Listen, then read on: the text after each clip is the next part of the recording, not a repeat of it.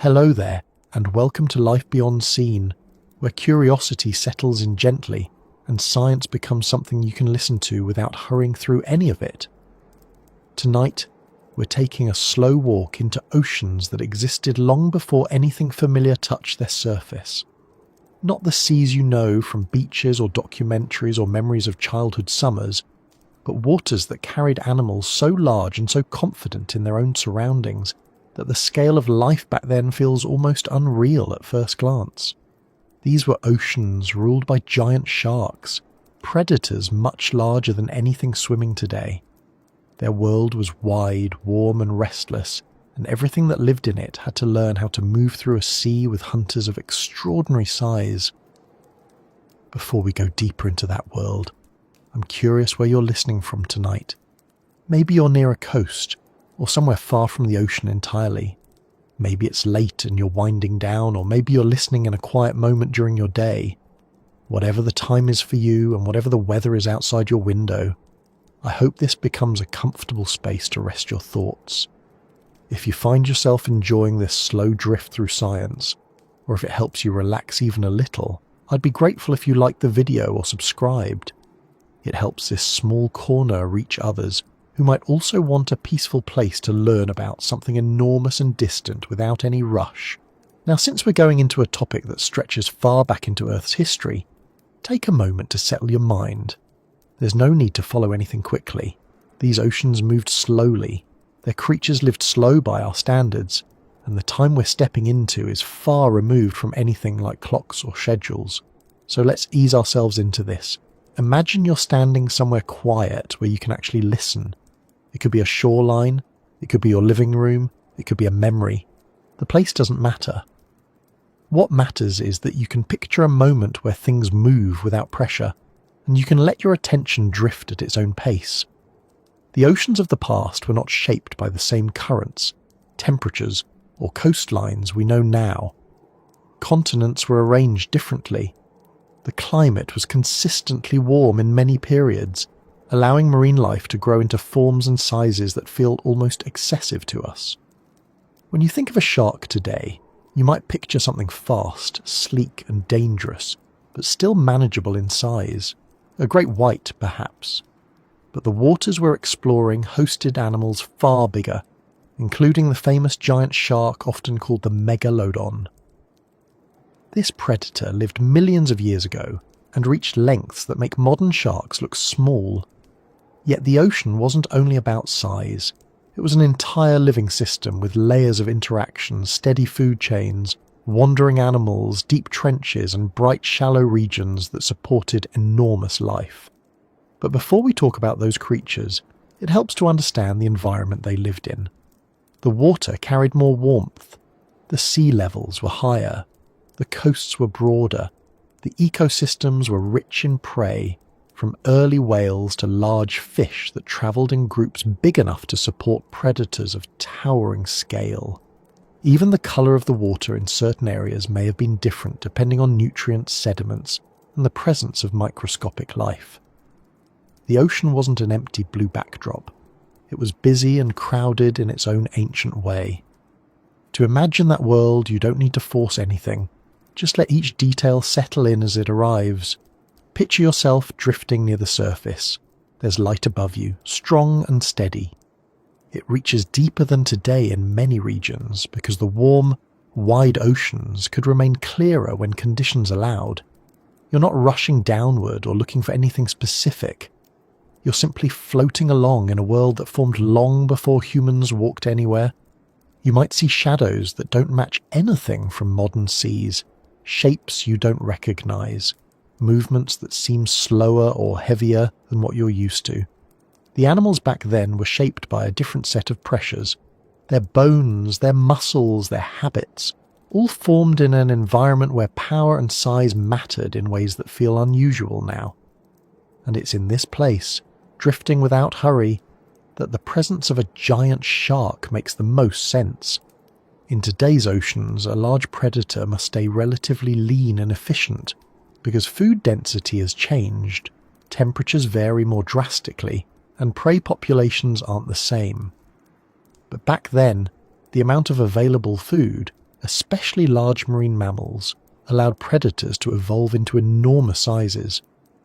These animals didn't dominate every corner of the sea, but they controlled enough of it that their presence shaped the movement and behaviour of other species.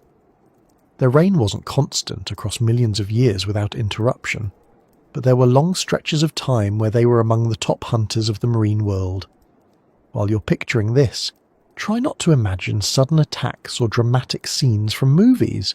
Think instead of a creature moving steadily through water that carried fewer restrictions on size. It didn't need to rush every moment. It simply existed in a world that matched its scale. There was room for it to swim, room for it to hunt, room for it to follow migration paths that stretched across warm oceans. Even the idea of territory feels different here. The sea wasn't broken up by climate zones the same way it is now. Warmth allowed life to spread across wide distances, and that meant giant predators could travel far without encountering the temperature boundaries that limit modern species. As you float further into this environment, you might start noticing smaller details. Schools of fish that don't resemble anything living today. Early forms of whales that move differently, with body shapes that seem unfamiliar. Groups of rays gliding over the seafloor in ways that would look strange to modern divers. Coral and plant life that built structures unlike what you'd see on any reef today. The ocean was full of life, and every part of it, from the smallest organisms to the largest predators, played a role in keeping everything stable. The giant sharks were part of a larger system, not isolated monsters. They fit into a chain of interactions that started with tiny plankton, and rose through layers of fish, reptiles and mammals. Their world was rich enough to support them without the sharp imbalances we often associate with ancient megafauna. If you listen to this quietly enough, you might even sense how calm the ocean felt at times. For all its dangers, it wasn't chaos. It was just another version of life on Earth, where everything made sense in its own way. Thinking about these oceans can feel overwhelming at first because the scale is so different. But if you let yourself move through it slowly, it becomes easier to picture. Not through dramatic scenes, but through simple details. Water that stays warm, coasts that stretch farther, animals travelling in groups larger than anything we see today, sharks cruising for long distances without needing to compete with their modern counterparts. It's a world that favoured size in ways our planet no longer does. And somewhere in this environment you begin to understand how these sharks could become so large. It wasn't magic or exaggeration or impossible evolution.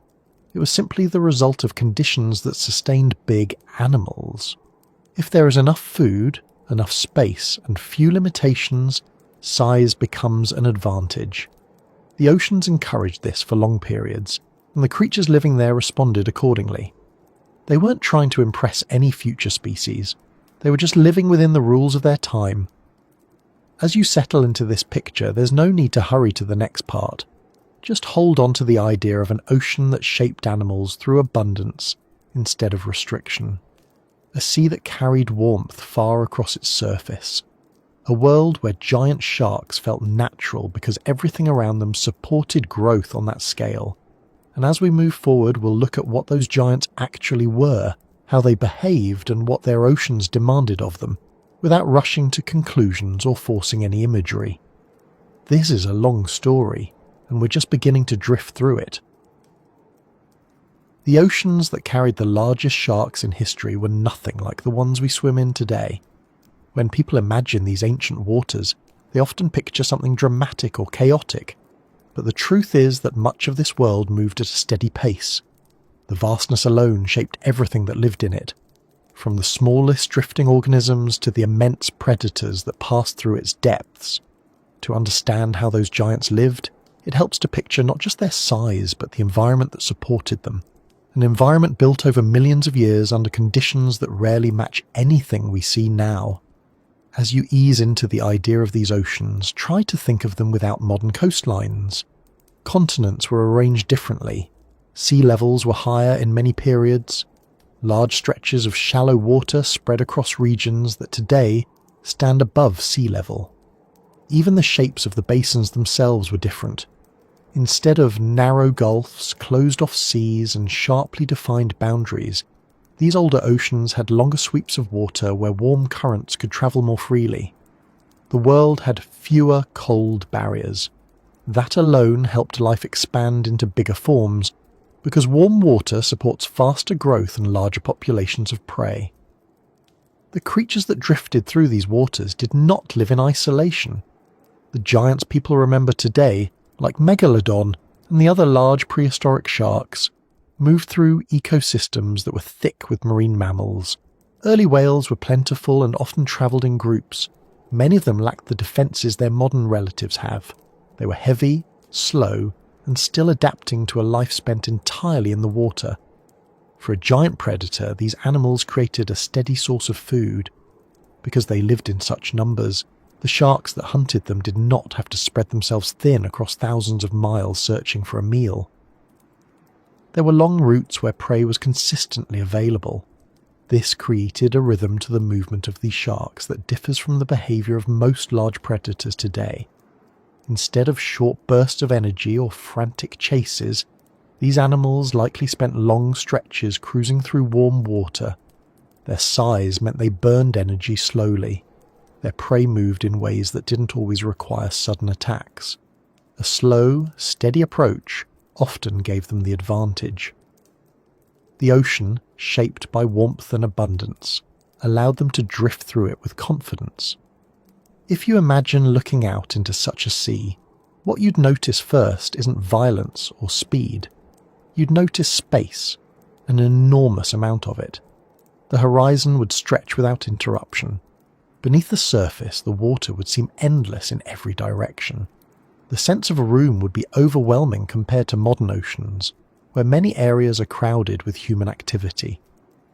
The world of the giant sharks had no shipping lanes, no noise from engines, no chemical disruptions, and no nets. Everything inside those waters behaved according to natural patterns that had existed long before the first giant predators appeared. The fish and marine mammals living at that time followed migrations that depended on temperature and food availability. When the seasons shifted, prey would move across large distances, and the predators followed. This created broad, repeating loops. Giant sharks weren't wandering blindly. They were tracking reliable paths. Those routes might have taken them across entire oceans. They likely passed over volcanic ridges, through deep central basins near wide shelves, and alongside coastlines that would look unfamiliar to us today. The water itself carried more heat than the modern ocean. This warmth didn't come from sudden spikes or human influence. It came from natural climate cycles that shaped entire ages. When ocean temperatures rise slowly and stay stable long enough, food webs expand. More plankton means more small fish. More small fish means more medium fish. More medium fish means diverse predators. And if the environment remains consistent for long periods, some of those predators grow larger because nothing pushes back against that possibility. Giant sharks were not accidents of evolution. They were shaped by an environment that made their existence practical. If they had lived in the types of oceans we know today, with colder patches and fewer large prey animals, they would not have reached the sizes they did. Their world was a place where scale played out differently. The ocean was wide enough and rich enough that size became a useful trait. The marine mammals of the time were especially important in this story. Many early whales were far bulkier than most modern species. They had thick layers of fat, sturdy bodies and slower movements. Their migrations were predictable. Their young were vulnerable during certain times of year. Entire groups travelled through warm coastal regions to feed or give birth. Those regions became steady feeding grounds for hunters that followed these patterns across generations. A giant shark didn't need to be agile to catch such prey. It only needed to be persistent and powerful. If you drift further into this picture, you might start noticing how different the ocean floor looked.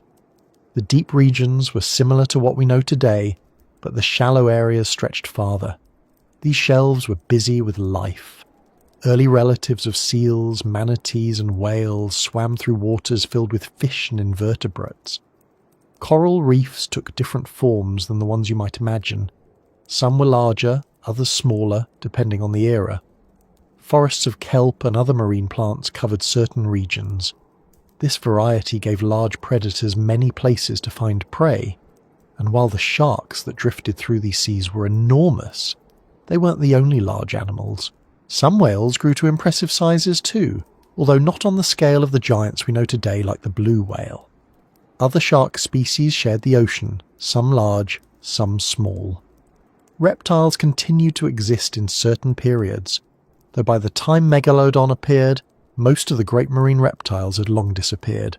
Still, the ocean was not empty. It was full of life at every size. The giants drifted through it all with a steadiness that matched the conditions of their time. Their power came from more than their size. It came from the environment that allowed them to grow slowly, live long lives, and reproduce in waters that favoured stability. The young of these sharks were probably already large when born, giving them a better chance of survival in a sea full of competition. Large size protected them from many dangers. It also let them travel efficiently. When you're that big, the open ocean feels less like a barrier and more like a path. Imagine being in those waters without focusing on fear or danger. Instead, think about the scale of everything. The length of the sharks passing beneath you, the width of the space they move through, the height of the waves shaped by steady currents, the distances between feeding grounds, the number of years these predators lived. Every part of their existence depended on slow, steady patterns. That's how the giants drifted. Not in frantic bursts, but in long movements shaped by a world that gave them what they needed. If you follow this thought a little longer, you might consider how the smaller animals behaved around such predators. Modern prey species have evolved to deal with sharks that are quick, agile, and often rely on surprise. In the ancient seas, many prey species faced threats from animals that were enormous, predictable, and powerful. Their survival strategies reflected that. Some travelled in large groups, others moved into shallow regions during certain times of year. Some relied on speed only when needed, conserving energy most of the time. Many simply stayed close to areas rich in food, hoping that abundance alone would lower their chances of being targeted. These behaviours helped define the world where giant sharks lived. Everything that drifted in those waters influenced everything else. That interconnectedness meant the giants were just one part of a much larger, much older pattern. Their presence shaped other species, but not through constant fear or chaos. It happened slowly, as prey moved differently, predators adjusted their range, and the ocean's ecosystem responded to the large animals passing through it. The giants drifted in waters shaped by millions of years of quiet changes. The sea level rose and fell at times, but often slowly enough that life adapted without losing its balance. Currents altered paths across different ages. New species appeared while older ones faded. Through all of it, these predators continued to move, taking advantage of a world that supported their size and habits. They were not temporary accidents. They were long-standing residents of the oceans that belonged to their time. If you stay with this image a bit longer, you might begin to feel how calm much of their world actually was. There were dangers, of course, and moments of predation, but overall the ocean moved with patience. Storms came and went. Seasons shifted. The waters warmed and cooled with the planet's natural rhythms. Through all of it, the giants travelled paths so old that they probably felt familiar to each generation that followed.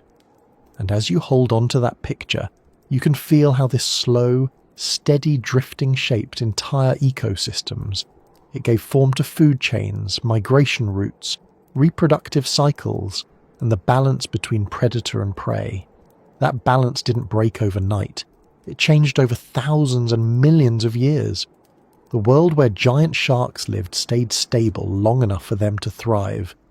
We'll continue moving through that world, looking more closely at how these oceans formed, how they changed, and what allowed such massive creatures to rise within them, all without rushing toward an ending or stepping away from the quiet pace of this journey.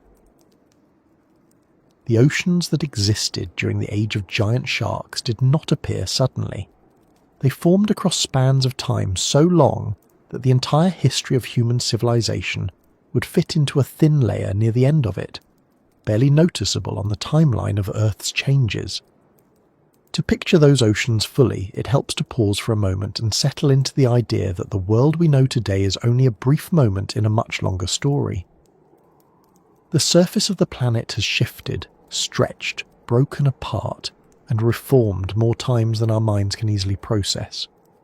The seas that nurtured enormous sharks were just one version of Earth's waters, created by geological movements that continued steadily for millions of years without stopping. If you imagine looking down on the planet long before any familiar animals appeared, you would see continents arranged in ways that feel unfamiliar. Land masses that today sit thousands of miles apart were once connected. Some that now drift in isolated corners of the map were once part of large combined regions. Mountain ranges grew and eroded. Volcanic activity reshaped the edges of continents. The seafloor itself changed as new crust formed, and old crust sank back into the Earth's interior. The oceans followed these changes, expanding in some regions, narrowing in others, and continuously creating new environments for life. The waters that giant sharks inhabited came after many of these transformations. They developed during a time when the planet's temperature supported extensive marine ecosystems. Warmth spread across the globe more evenly than it does now. The poles were not always icy caps. The equator did not always hold the greatest heat. Instead, the difference between hot and cold was gentler, allowing marine life to spread widely. This broad distribution of warmth created habitats that encouraged growth, both in population and in physical size. When you picture these oceans, it's important to imagine not just their surface, but the layers beneath it. The topmost layer, touched by sunlight, supported vast communities of small organisms. These microscopic plants formed the foundation of the food chain. Below them, small fish, early relatives of modern species, fed and reproduced in numbers large enough to influence the larger predators above them. Deeper still, the water cooled and darkened, but life remained. The deeper regions held strange forms that adapted to limited light and cooler temperatures. The giant sharks did not spend all their time near the bottom, but they likely passed through these layers depending on the season, the location of prey, and the changing conditions of their environment. Understanding deep time means recognizing that the ocean structure changed gradually. What took place beneath the surface happened slowly enough that each generation of animals barely noticed. Temperature shifts that would alarm modern humans happened over spans far longer than any individual's lifespan. A species could adapt gradually to each small change. When sea levels rose, it was not in sudden surges. Coastlines moved over thousands of years. Entire regions that had once been dry land became shallow seas. Animals moved into these new environments as easily as humans move into newly built homes, only without any awareness of how recent the change really was. These shifts provided opportunities for marine life. As coastlines widened and shallow regions expanded, new feeding grounds formed. Early whales moved into these waters because they offered reliable food. Schools of fish proliferated in areas that had once been barren. Coral structures grew in places where sunlight reached comfortably. Each of these changes created more room for predators to roam. And in a world that continued warming gradually, these new habitats were stable enough to support life on a massive scale. This is where the giant sharks found their place. They weren't forced into narrow territories. They weren't trapped by cold currents or isolated patches of food. Instead, they swam in open oceans filled with prey and shaped by a climate that changed steadily but predictably. Their environment provided consistency, and consistency encouraged growth. A predator that could survive long periods became larger over generations. Those that thrived at larger size passed on their advantages to their offspring, and across enough time the biggest sharks slowly came to dominate the seas. If you look at this through the lens of deep time, their rise makes sense. It wasn't a sudden jump. It wasn't a dramatic evolutionary leap. It was the result of gradual shifts that unfolded patiently. The ocean changed in ways that supported them. The prey species adapted in ways that allowed them to grow in number and size. The overall environment balanced warmth, food, and space. Everything fit together the way gears in a clock might turn, only much slower and without the intention we associate with machines. Moving further into this picture, it helps to consider the world's chemistry at the time. The oceans held different concentrations of minerals and nutrients than they do today. These differences affected everything from the growth of plankton to the development of marine mammals. More nutrients in the water meant more primary producers. More primary producers meant more animals higher up the chain.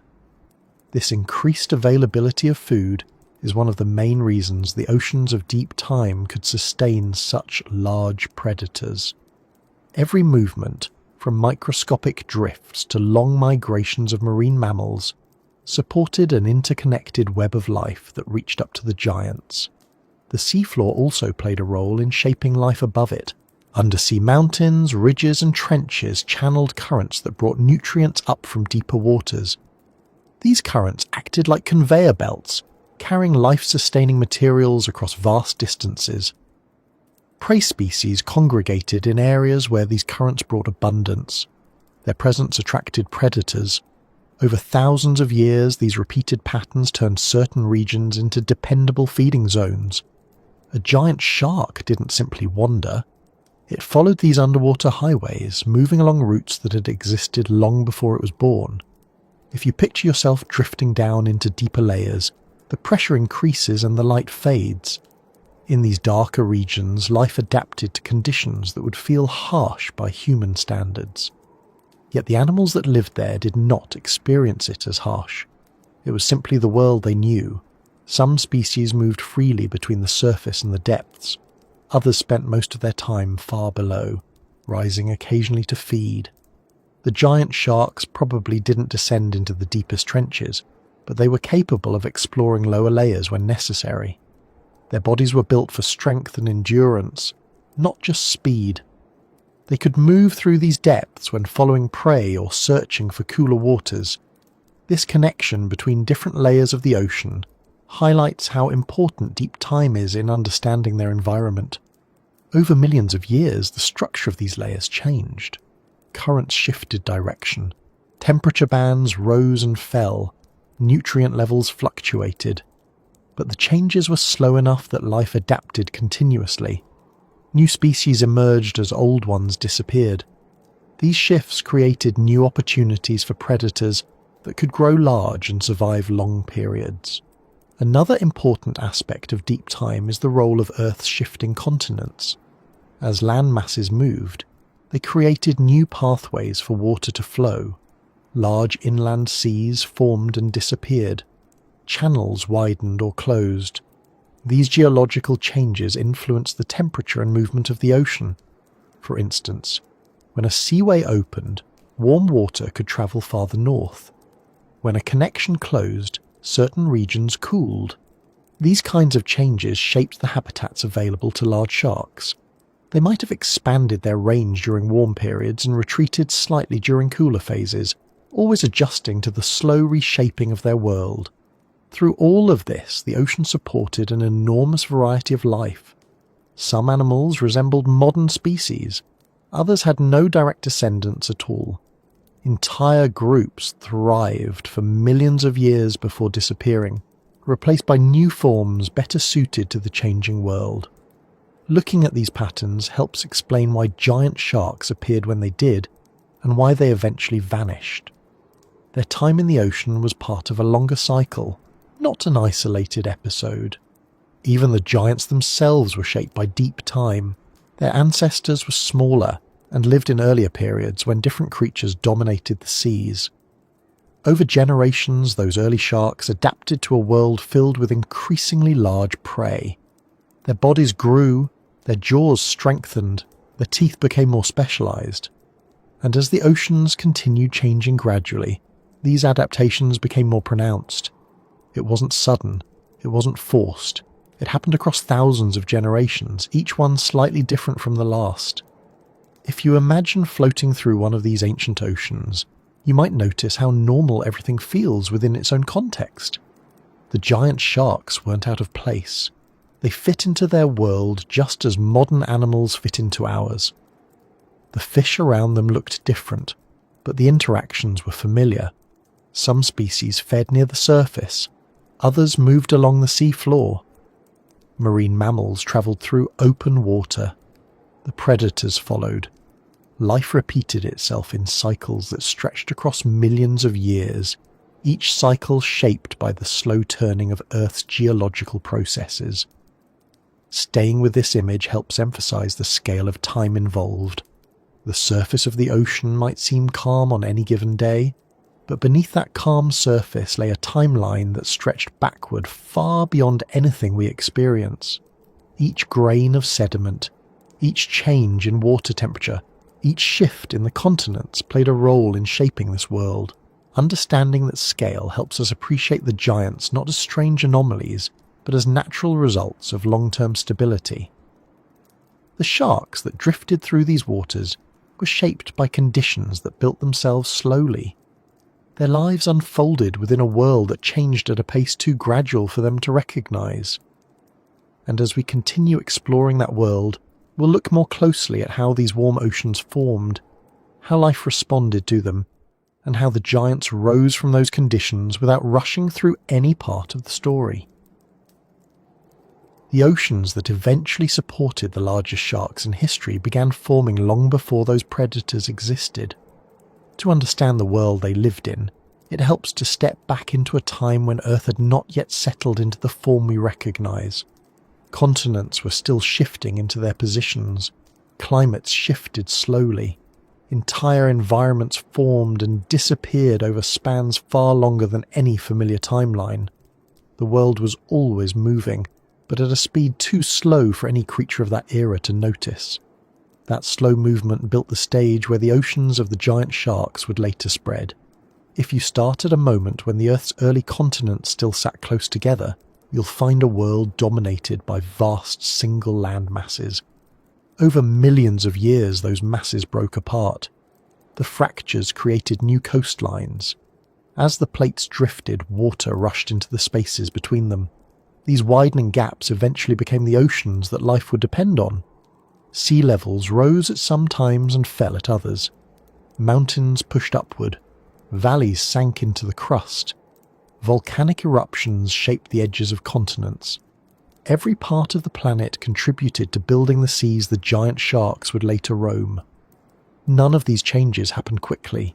They stretched across spans so long that life adapted without any awareness that adaptation was taking place. Shifts in temperature took thousands to millions of years. Changes in coastlines took similar amounts of time. Rivers carved channels, rain-shaped plains. The air itself carried different gases at times. Conditions did not swing sharply from one extreme to another. They drifted, and life drifted with them.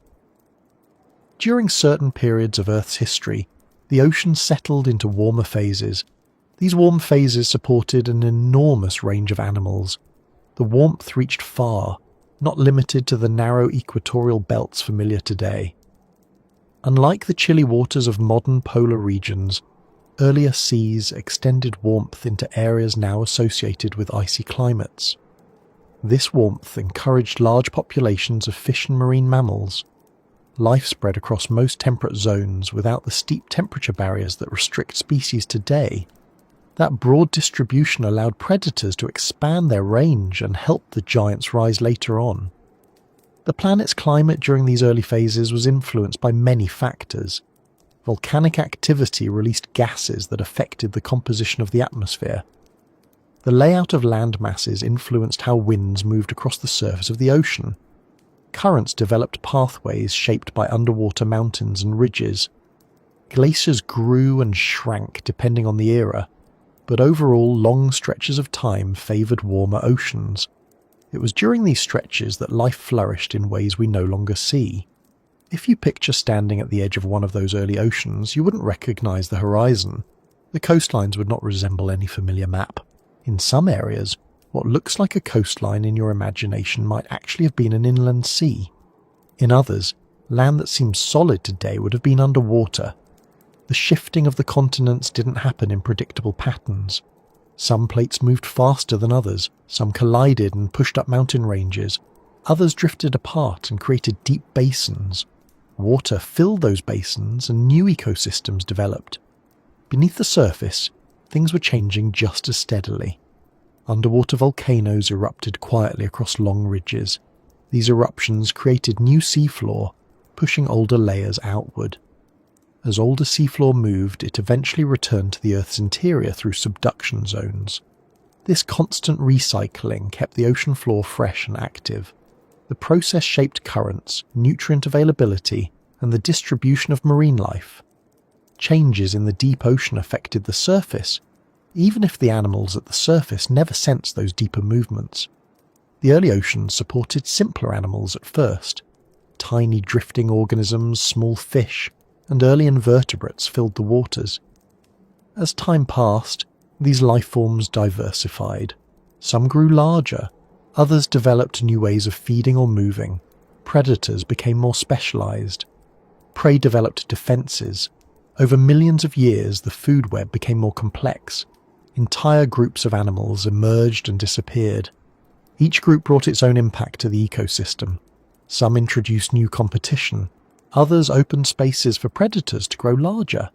As continents drifted apart, they created new marine corridors. Water flowed into areas that had been blocked before. The movement of warm and cold water changed. These changes affected migrations. Species that once stayed near one region could now travel farther. These expanded routes allowed predators to follow prey into new waters. Over time, large regions of the ocean became accessible to animals that required abundant food. That abundance is what allowed later sharks to reach extreme sizes. One of the most important developments in these early oceans was the rise of marine mammals. Before these mammals dominated the seas, reptiles held many of the top predator roles. Eventually the reptiles declined. Their disappearance created gaps in the food chain. Into those gaps came the early ancestors of whales and dolphins. These mammals adapted to life in the water and spread into many regions. Some species grew thick layers of fat to regulate their temperature. Others developed long, powerful bodies for endurance. They travelled in groups and followed predictable feeding routes. These marine mammals became some of the most important prey for the giants that came later. Their size and abundance provided a dependable food supply. Before whales appeared in large numbers, the ocean simply could not support predators as large as the ones that eventually evolved. Once marine mammals spread across the oceans, the balance changed. Predators capable of hunting them gained significant advantages. Over time, these predators evolved into larger and more powerful species. Understanding this shift helps explain why the world before our own took shape in a way that allowed giant sharks to thrive. Every part of the planet contributed to that outcome. Heat spread across wide areas. Nutrients circulated through currents driven by geological forces. Marine mammals expanded into new regions.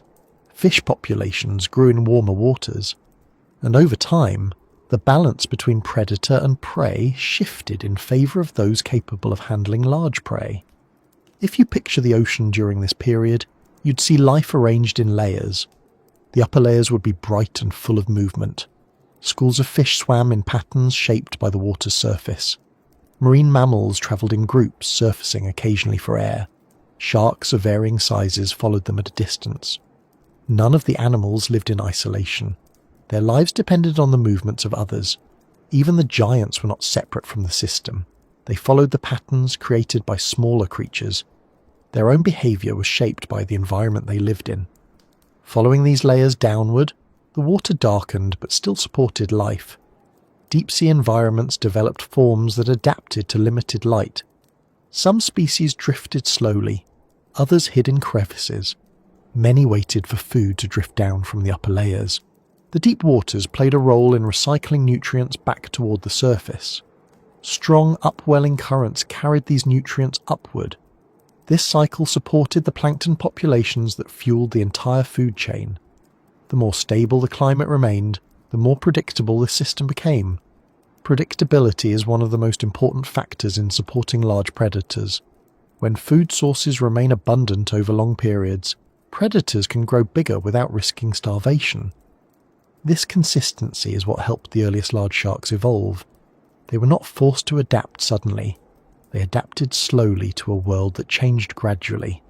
As prey grew larger, predators grew to match them. During these early phases, Earth didn't look barren or empty. It was full of life, but not the kind we recognize today. Forests covered areas that are deserts now. Swamps filled regions that are currently cold. Rivers ran through valleys that have long since disappeared.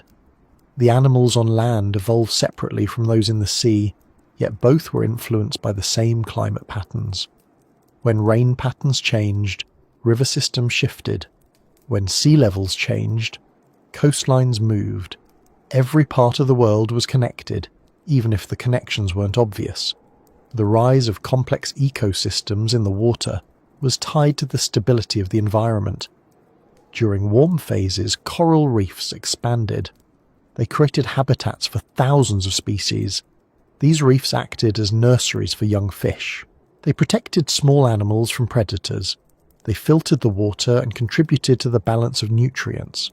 When reefs grew large, they supported entire communities of marine life.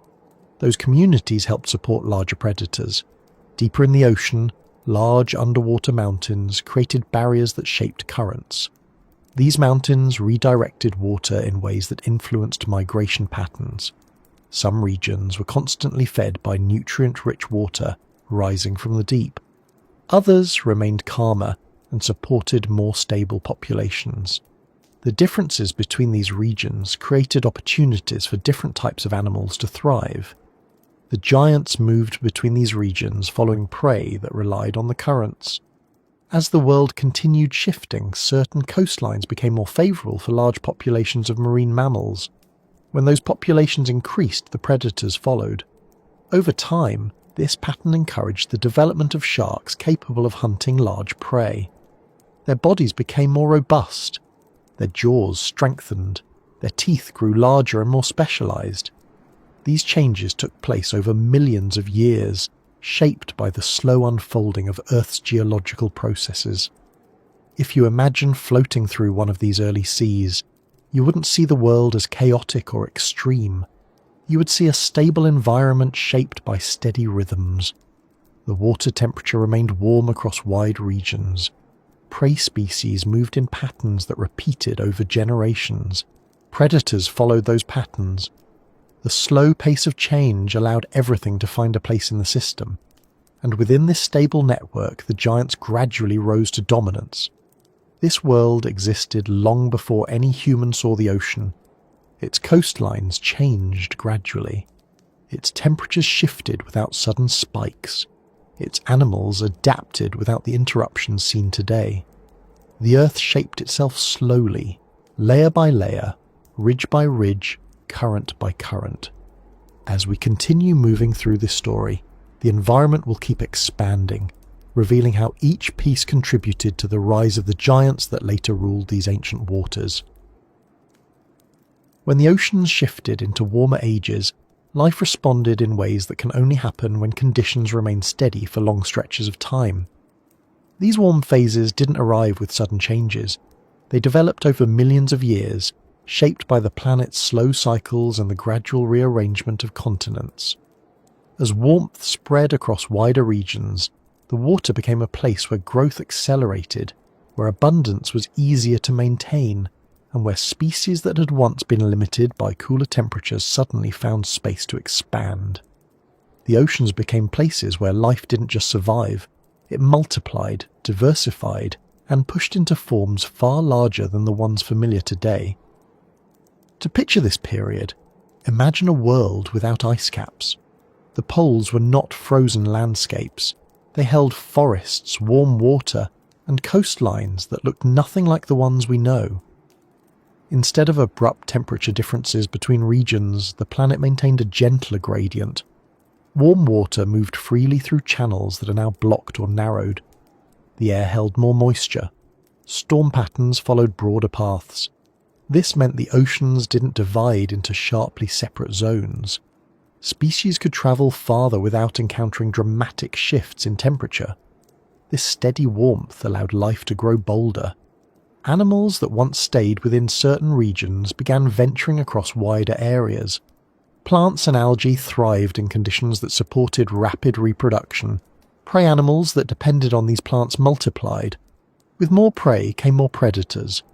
The entire food web grew more complex, and the increase in activity supported species capable of reaching enormous sizes. These warm oceans didn't push animals towards size through sudden events, they encouraged it through stability. One of the clearest signs of this change came from the early whales. As marine mammals evolved and adapted to life in the water, many of them expanded their range in response to the warmth. They could feed in areas that would be inhospitable today. Their young developed in calm, stable waters. Their migrations grew longer.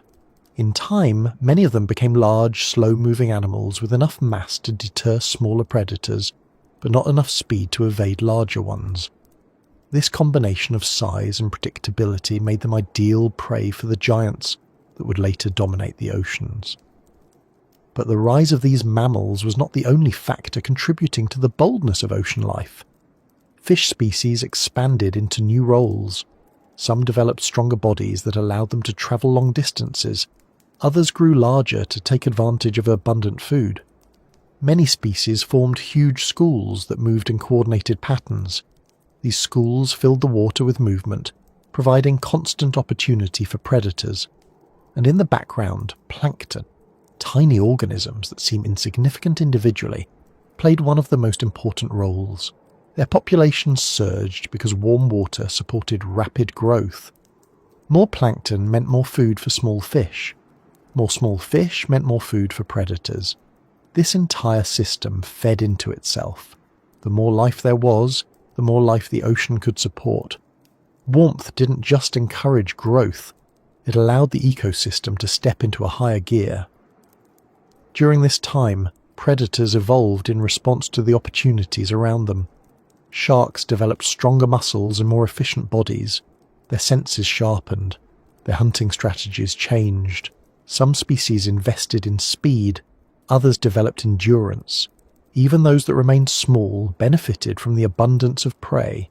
But the larger sharks, those that eventually reached staggering lengths, took advantage of both the stability of the climate and the behavior of the growing marine mammal population. The waters these animals roamed weren't just teeming with life. They were structured in a way that encouraged movement. Currents carried warm water across large distances. These currents also carried prey. Marine mammals followed these routes, sometimes travelling hundreds or thousands of miles each year. Predators learned to follow these paths, returning to the same regions generation after generation. Over millions of years, this pattern created reliable feeding zones, where large predators could thrive without exhausting the supply of prey. The warmer the water became, the more these migration patterns solidified. In some parts of the world, shallow seas formed where once there had been land. These shallow regions filled with life. Early whales used them as calving grounds. Fish fed in these protected waters. Sharks, including the early ancestors of the giants, patrolled the edges. These regions served as hubs of activity, with predators waiting for opportunities that came as predictably as the seasons. Because warmth encourages faster metabolism in many marine species, the cycles of life moved at a comfortable pace. Prey matured more quickly. Populations grew faster. This created an environment where predators rarely faced scarcity. In such an environment, size became an advantage rather than a liability. A large predator with strong endurance could dominate large territories without exhausting its energy supply. And when prey species themselves grew larger, a trend supported by stability and abundance, the predators adapted by growing larger too. This was not a world filled with constant danger or dramatic chases. It was a world where everything followed patterns. When prey moved south, predators followed. When prey gathered in shallow water, predators waited along the deeper edges. When the season shifted gradually, the entire ecosystem shifted with them. The giants that later ruled these oceans were shaped by these steady movements. If you imagine drifting alongside one of these early whales, you would notice how calm the water feels. These mammals would surface for air, travel in groups, communicate with low sounds, and glide through warm currents. They did not rush unless necessary. Their movements were guided by the availability of food and the comfort of the water. Their predictability allowed predators to find them easily. A giant shark didn't need to ambush every meal. Sometimes it only needed to appear in the right place. Life grew bolder in these oceans because conditions rewarded boldness. Species that ventured into new waters often found food rather than danger. Those that grew larger found fewer predators capable of threatening them. Those that travelled long distances discovered opportunities to feed and reproduce in regions that remained stable for millions of years. These patterns built confidence across the food web. Species pushed into new roles. Their behaviour became more dynamic. Their size increased where it benefited survival. In this environment, even the seafloor contributed to shaping life. Shallow regions offered resting and feeding grounds. Deep trenches offered cooler waters for animals that needed them. Underwater mountains created shadows in the current where plankton collected. Coral reefs, when present, supported young fish and protected small creatures. The entire structure of the ocean worked together to support abundance. As we move through this world, it becomes clear that warmth didn't just make the oceans pleasant, it made them productive. Higher temperatures supported faster chemical processes. Nutrients cycled more quickly. Plant-like organisms photosynthesized at high rates. Everything grew efficiently, and because the growth remained stable across long spans of time, species had the opportunity to explore new behaviors and new sizes without being cut off by sudden shifts. This stability brought out a kind of confidence in marine life. Animals didn't need to remain small to survive. They didn't need to hide as frequently. They didn't need to conserve energy in the same way species do in cooler waters. Many of them could afford to grow bigger, move farther, and interact more frequently with other species. This is the setting that encouraged the ancestors of giant sharks to adapt in extraordinary ways. Over time, as these warm oceans supported more and more life, the balance between predator and prey grew more intricate. Some predators developed new ways to use the environment to their advantage. They followed currents to conserve energy. They used their sense of temperature to track prey. They identified regions where prey gathered during different times of year. These patterns made the ocean feel organized, even though it was constantly changing beneath the surface. The warmth also influenced reproduction. Many species could reproduce more frequently in such stable conditions. Their offspring grew at faster rates. This meant prey populations stayed strong, which in turn supported predators capable of surviving long periods between meals. Large predators benefit from prolonged stability even more than small ones, because their survival depends on consistent access to food. The warm oceans provided this for millions of years.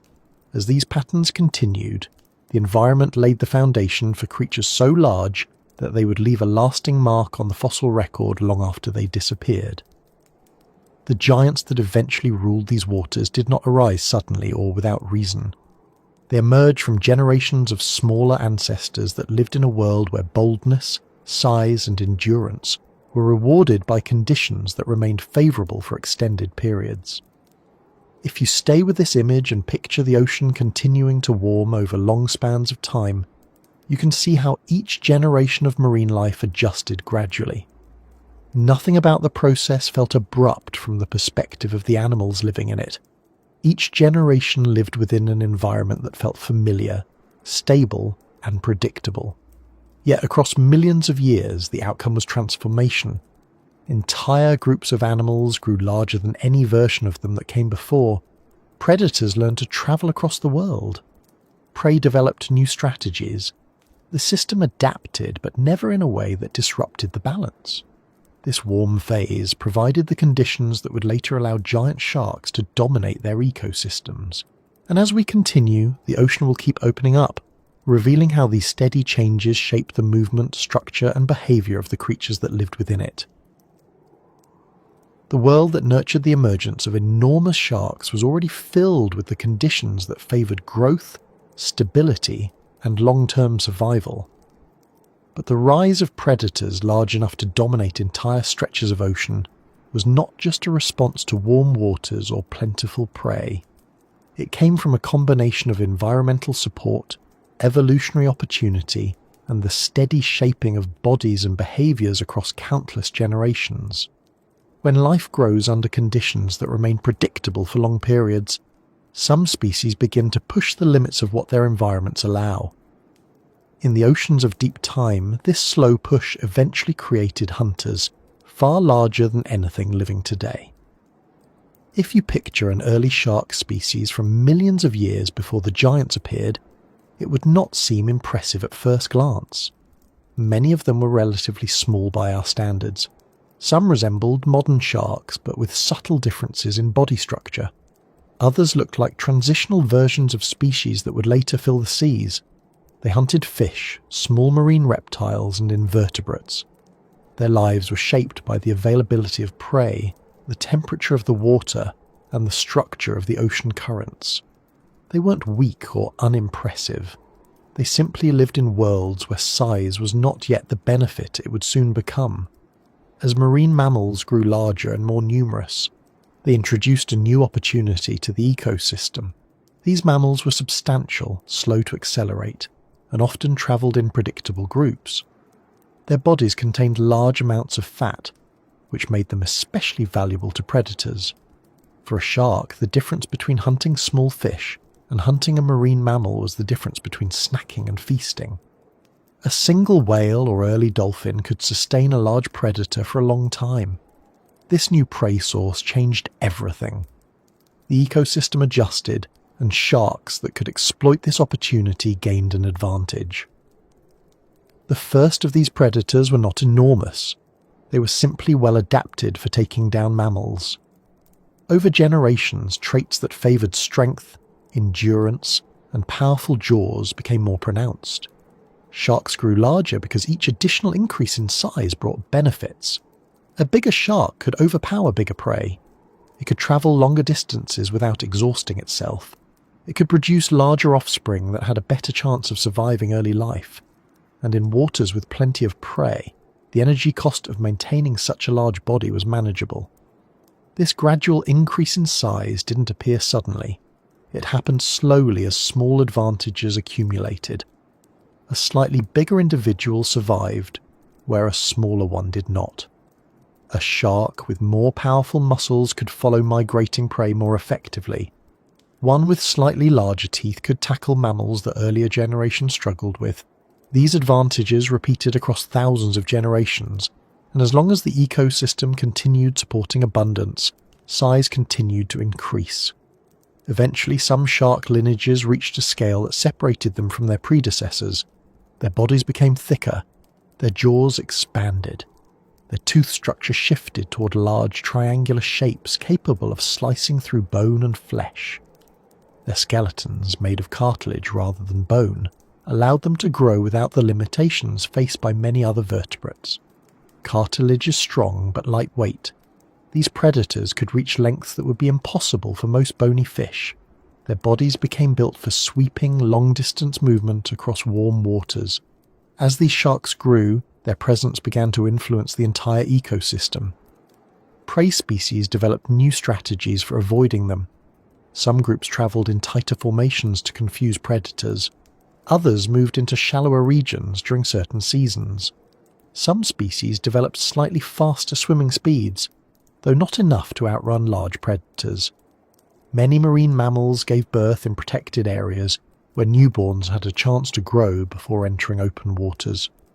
All of these changes happened gradually, but each adjustment played a role in the arms race between predator and prey. The rise of colossal hunters also influenced the behavior of smaller predators. Medium-sized sharks and other carnivores adapted their feeding strategies to avoid competition with the giants. Some hunted at different depths, others targeted prey in regions less frequented by the large sharks. This separation helped maintain stability in the ocean. When predators divide resources rather than compete for them directly, ecosystems remain balanced. In these warm oceans, the balance lasted long enough to support predators of extraordinary size. If you imagine watching one of these early large sharks moving through the water, you would notice that it was built more for long, steady travel than quick bursts of speed. The biggest predators rarely needed to sprint. Their prey moved predictably. A slow, steady approach was often enough. Their bodies moved with the water rather than against it. They could track the scent or sound of prey across long distances. Their fins were shaped for efficient gliding. Their muscles were dense, but arranged in a way that allowed sustained motion. Everything about them was built for endurance and power. The giants also benefited from the temperature of the water. Warm seas helped regulate their internal energy. Unlike mammals, sharks do not maintain a constant internal temperature. They depend on the ocean around them. In a consistently warm environment, their bodies could function efficiently without needing to expend extra energy. This meant they could grow larger without struggling to maintain their metabolic needs. The stability of these temperatures contributed to their size just as much as the abundance of prey. Another factor in the rise of these predators was the lack of competition for their specific niche. No other species at the time was large enough or adapted enough to challenge them. Some marine mammals were strong and heavy, but they lacked the agility and jaw strength needed to compete with the sharks. Other shark species occupied different roles and did not grow large enough or powerful enough to contest the giants. This left the top of the food chain open for a predator that could exploit the wealth of resources in the warm oceans. As these sharks evolved, their teeth changed dramatically. Earlier sharks had smaller, simpler teeth suited for catching fish or small marine animals. But as they began preying on large mammals, their teeth shifted into large, serrated triangles, capable of cutting through thick flesh and bone. These teeth were replaced continuously throughout a shark's life, ensuring that even if a tooth broke or wore down, another was ready to take its place. The scale of these teeth in the larger sharks became enormous, large enough to reveal their presence in the fossil record long after the species themselves disappeared. Their jaws were equally impressive. The muscles attached to their upper and lower jaws grew stronger. The structure of their skulls became more suited to delivering powerful bites. The cartilage framework allowed flexibility while maintaining strength. This meant that the giants could open their mouths wide enough to engulf large portions of their prey. Their bite force increased across generations as their prey grew larger and more robust. These sharks also likely developed more complex hunting strategies as they grew. While many modern sharks rely on instinctual behavior, large predators in stable environments often develop patterns that align with the behavior of their prey. The giants may have learned to anticipate where early whales would travel during certain times of year. They may have used deep waters to approach prey from below. They may have targeted individuals that were slower, older, injured, or young. While we cannot observe their behavior directly, the characteristics of their bodies and the structure of their environment give us enough information to understand that their hunting strategies would have matched their enormous size. The rise of these predators also contributed to maintaining the health of the ocean ecosystem.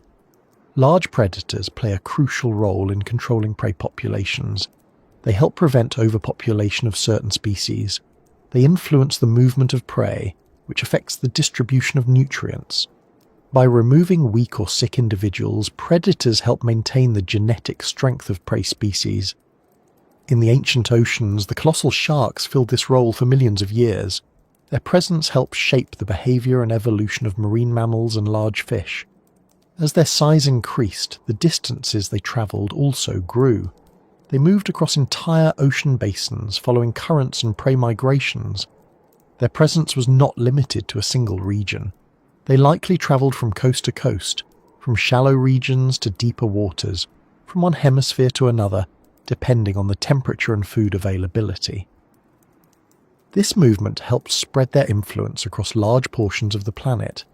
Wherever prey existed in abundance, the giants could appear. Their young were also substantial compared to other shark species. Fossil evidence suggests that they gave birth to offspring large enough to immediately function in the open ocean. This strategy helped protect the young from smaller predators. A newborn large shark had a greater chance of surviving early life than a smaller species would under the same conditions. This reproductive advantage allowed the giants to maintain their populations across long spans of time. If you imagine drifting through the ocean during their rise, you would sense how the presence of these sharks affected everything around them. When a large predator swims through the water, smaller animals move aside. Schools of fish shift direction. Marine mammals alter their path. Even without direct interaction, the giants shape the behavior of the creatures around them. Their size alone created changes in movement and distribution across the ecosystem. The rise of these colossal hunters was not a brief moment. It was a slow, steady ascent shaped by environmental stability, abundant prey, and the gradual refinement of physical traits. They did not appear fully formed. They grew from ancestors that adapted to the opportunities around them, and as long as the oceans remained warm, rich, and predictable, these predators continued expanding into the role that the environment opened for them. The oceans that carried the enormous sharks of the past were not still bodies of water. They moved constantly, shaped by forces that acted across scales so large that no single creature could ever recognize them. The movement of these prehistoric seas was the quiet engine driving everything that lived within them. It fed plankton, carried nutrients, guided migrations, and influenced where predators could hunt successfully. Understanding how these oceans circulated helps explain why life thrived so extensively during the periods when giant sharks dominated the water. If you imagine looking down at the ancient Earth from far above, you would see currents stretching across entire ocean basins. These currents did not form by accident. They developed gradually as continents drifted into new shapes and as the heat from the sun spread unevenly across the planet. Warm water rose in some areas and sank in others. Wind pushed the surface water in consistent directions. Tectonic activity created underwater ridges and deep trenches that redirected the flow. Over millions of years, these forces created stable circulation patterns that help support the complex ecosystems of the prehistoric seas. Warm surface currents were especially important. During periods when the oceans were warmer overall, these currents reached farther. They carried heat into regions that are now cold and barren. They transported plankton-rich water into zones that became dependable feeding grounds. Marine mammals followed these currents because they led to areas with predictable food supplies. And where marine mammals travelled, the colossal sharks followed. The water did not move uniformly. Some currents were strong and fast, while others moved slowly along the edges of continents. In deep time, many of these currents acted like conveyor belts, carrying nutrients from one region to another. When water sank to the ocean floor, it carried oxygen downward. When deep water rose again through upwelling, it brought nutrients back toward the surface. These nutrients supported the smallest organisms, the plankton that formed the base of the entire food chain. Without this constant movement, the oceans could never have supported the abundance needed for large predators. Upwelling played a particularly important role in shaping life. It occurred in regions where wind pushed surface water aside, allowing deeper water to rise. This deeper water was often rich in nutrients accumulated from decaying organisms that had drifted downward.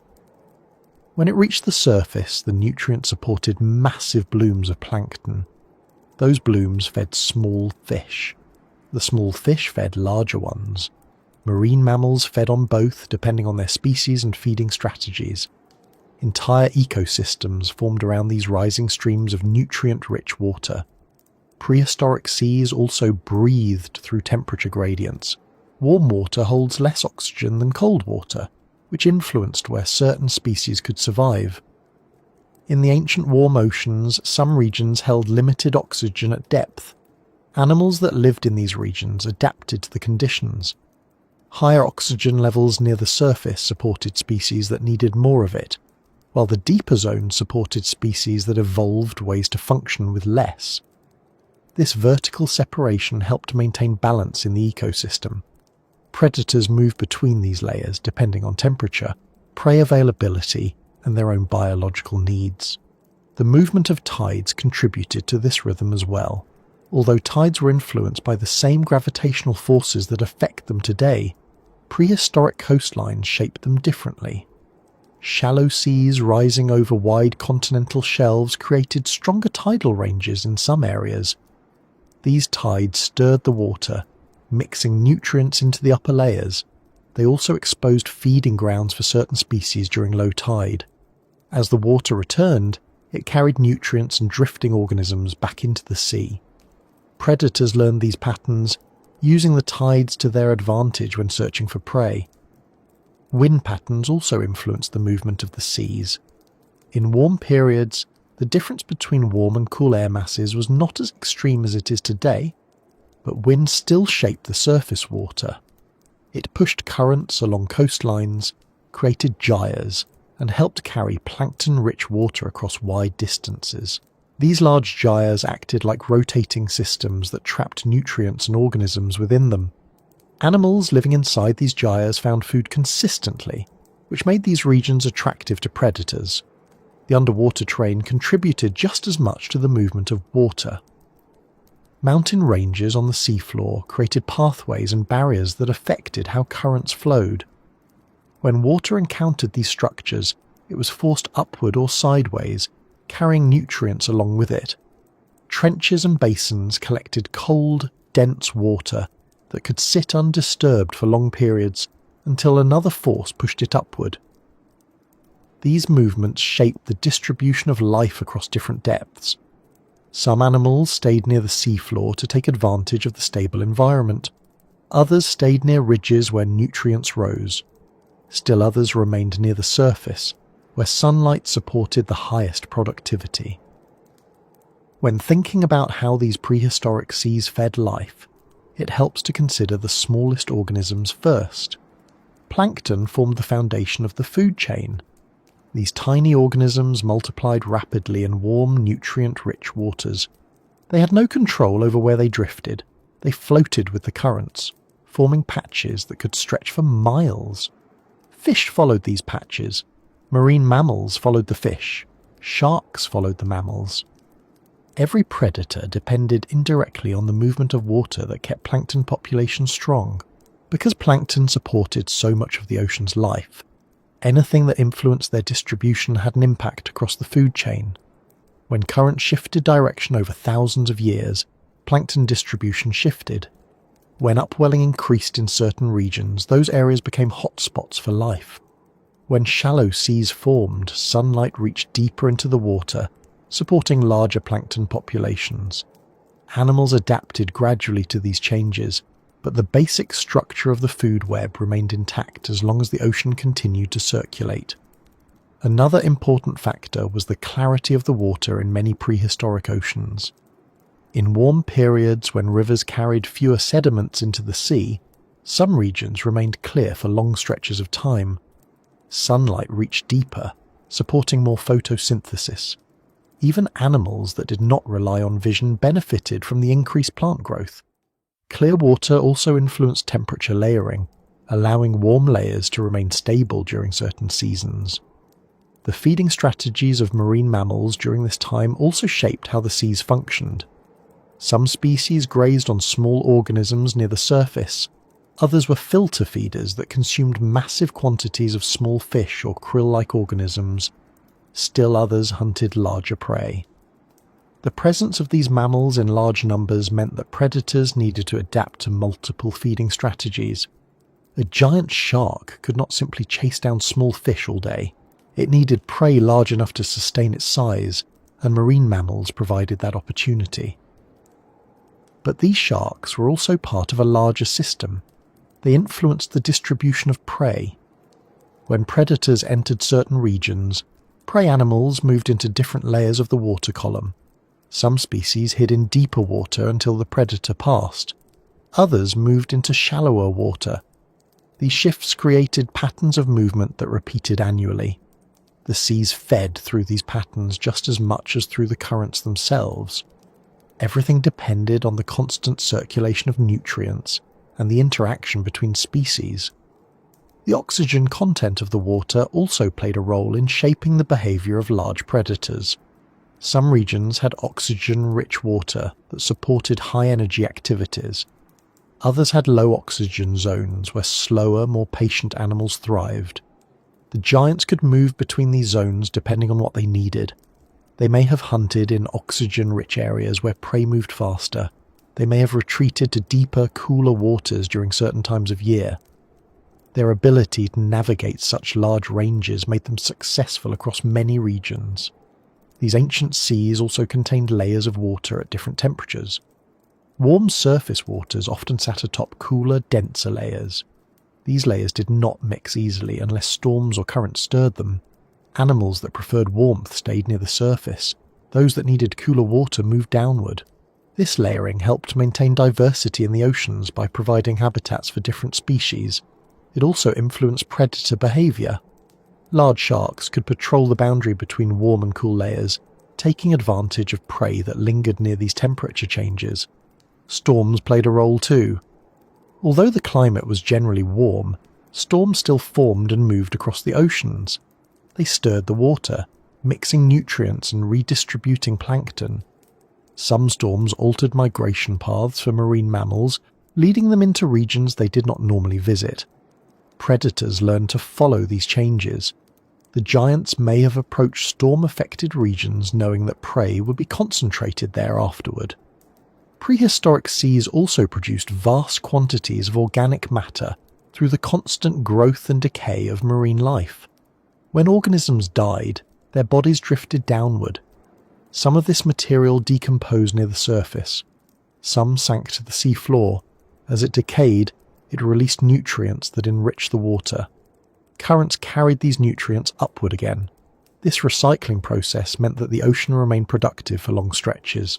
Even when certain species declined, others filled their place. The system remained balanced because the movement of water kept nutrients in circulation. As these processes continued, the seas developed regions where life concentrated. Coastal areas with shallow water produced abundant plant life. Upwelling zones created feeding grounds for fish. Gyres trapped nutrients and supported diverse communities. Deep-sea trenches supported species adapted to darkness and pressure.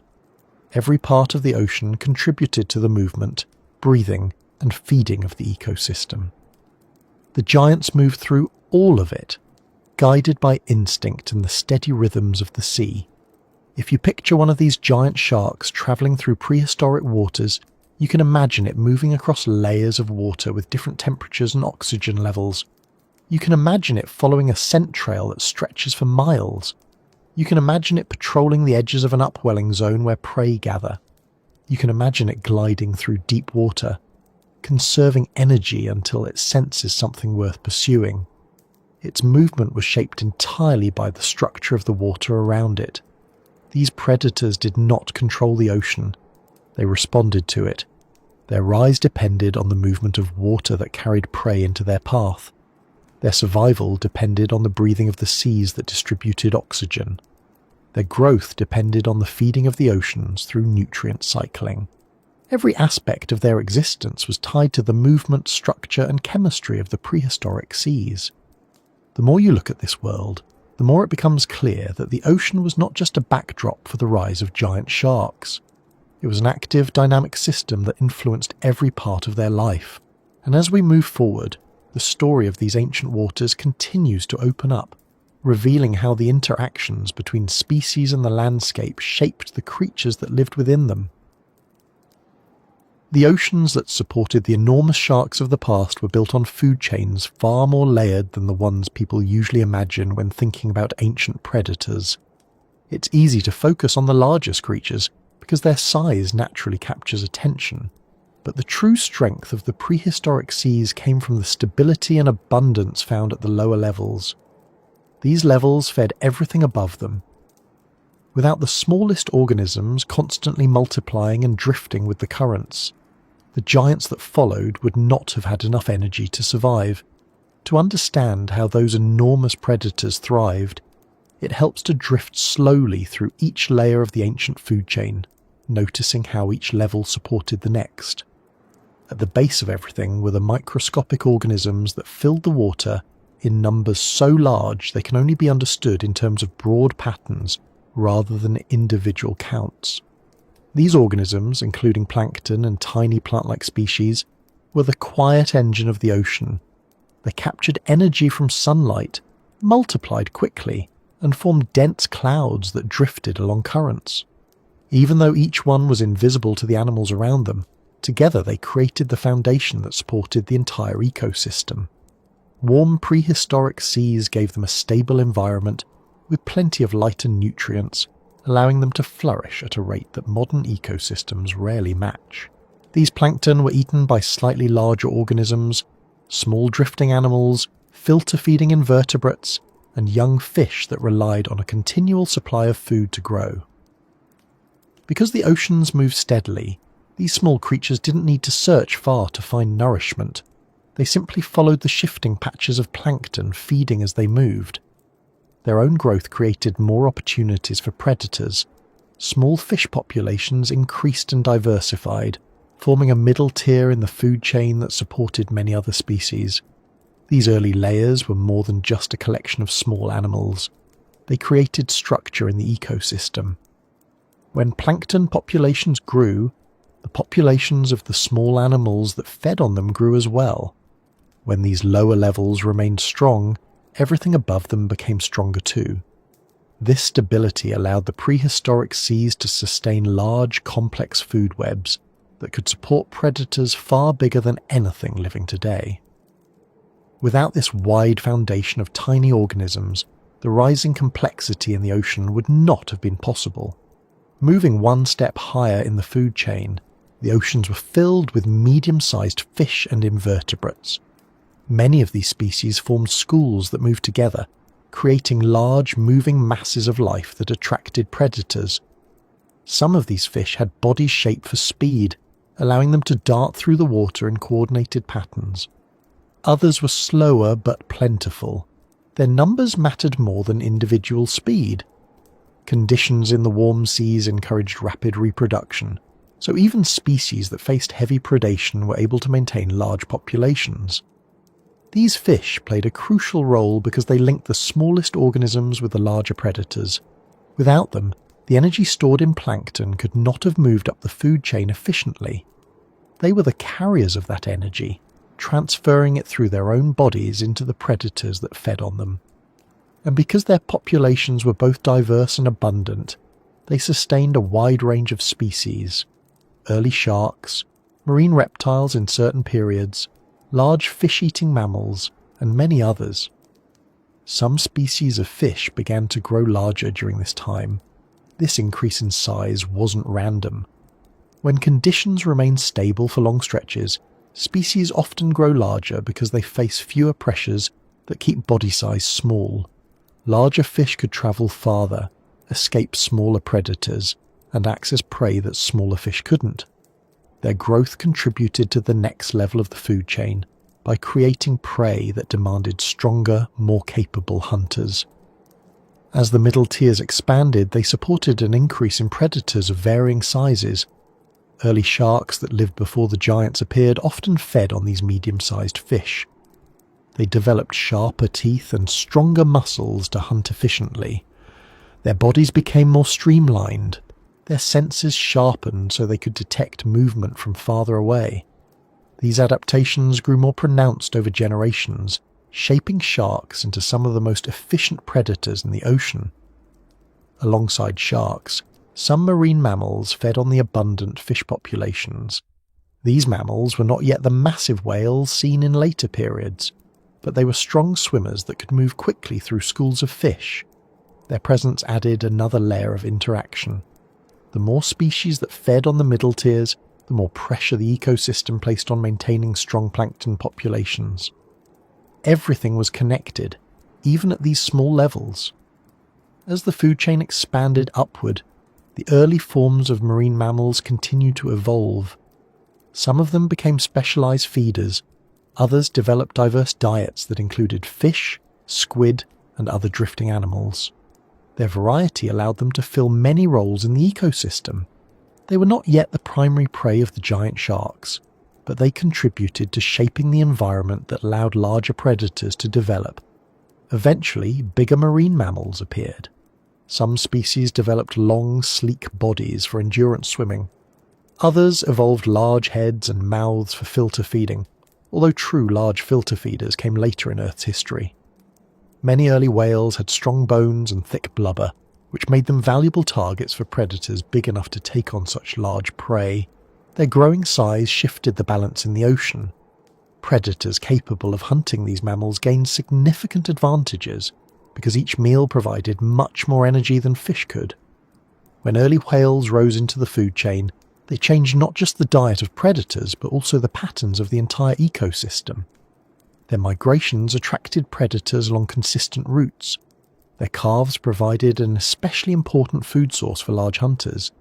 The presence of these mammals in large numbers allowed some predators to evolve strategies that relied on long-distance tracking, rather than constant searching for small prey. The arrival of abundant large prey laid the groundwork for the rise of the colossal sharks. But before exploring their role, it helps to look at how the food chain moved energy upward. In these warm prehistoric oceans, energy flowed consistently from one level to the next. Plankton multiplied rapidly, feeding small animals. Small animals supported medium fish. Medium fish fed both early predators and marine mammals. Marine mammals fed large predators. The system needed each layer to remain stable. If even one level weakened, the chain could falter. But during the warm periods when giant sharks thrived, the chain remained strong. Predators that hunted in these waters did not only feed on marine mammals, they took advantage of every opportunity. Some sharks preyed on large fish when available. Others focused on the weakened or young individuals within marine mammal groups. By combining multiple feeding strategies, they reduced pressure on any single prey species. This helped keep the system balanced. An ecosystem with strong prey diversity helps predators thrive without destabilizing the population structure. The large sharks that eventually emerged did so because the food chain could support them. Their strong jaws and large teeth made them capable of hunting the largest prey available. Their muscles allowed them to travel across entire ocean basins. Their size gave them the endurance needed to follow prey over long distances. But even these giants relied on the balance maintained at the lower levels. If the plankton populations faltered, the entire food web would weaken. If medium-sized fish dwindled, the species that fed on them would suffer. If marine mammals declined, the giants themselves would lose their biggest food source. The food chains of the ancient oceans did not grow upward in a straight line. They branched out in many directions. Some species fed on multiple levels. Some predators were both hunters and scavengers. Some fish ate plankton when young but hunted other fish when mature. This branching created a flexible structure that could withstand gradual changes in climate or sea level. It also allowed life to recover from smaller disruptions without collapsing entirely. Drifting through the food chain also reveals how different species interacted indirectly. For example, when storms stirred the water and redistributed plankton, fish populations responded. When fish moved in response, marine mammals changed their routes. When marine mammals shifted direction, predators shifted as well. None of these interactions required conscious decision-making. They were the natural outcome of each species responding to the conditions that shaped their survival. The diversity of the middle and lower tiers made the ancient food chains especially resilient. Predators were not limited to a narrow list of prey. When one species declined, they could often switch to another. This adaptability supported the rise of large predators because it reduced the likelihood of food shortages. In modern oceans, some predators face scarcity because their prey populations are limited or vulnerable to disruptions. In the prehistoric warm oceans, the abundance at the lower levels provided a buffer against such scarcity. Even the seafloor played a role in the food chain. Scavengers fed on decaying matter that drifted down from the upper layers. These scavengers supported the nutrient cycling process by breaking down organic material that would otherwise accumulate. Their activity helped maintain the chemistry of the water. Nutrients released from this material eventually returned to the upper layers through upwelling. This constant recycling supported the growth of plankton and maintained the stability of the entire food chain. If you imagine following these food chains through the water, you might picture an early whale feeding near the surface. Below it, schools of fish move in coordinated patterns. Farther down, small drifting organisms feed on plankton. The water seems full of movement at every level. Even in deeper regions where light fades, life continues. Predators pass through these layers, not always to feed, but sometimes to travel or seek cooler waters. Every movement reflects the structure of the food chain beneath it. The colossal sharks that eventually rose to the top of these food chains did not dominate through constant conflict. Their strength came from the quiet stability of the ocean. They thrived because the lower levels of the food chain never faltered for long. They grew large because their prey grew large. They travelled far because the ecosystem supported wide-ranging movement. Their presence was the natural outcome of a food web functioning at full capacity.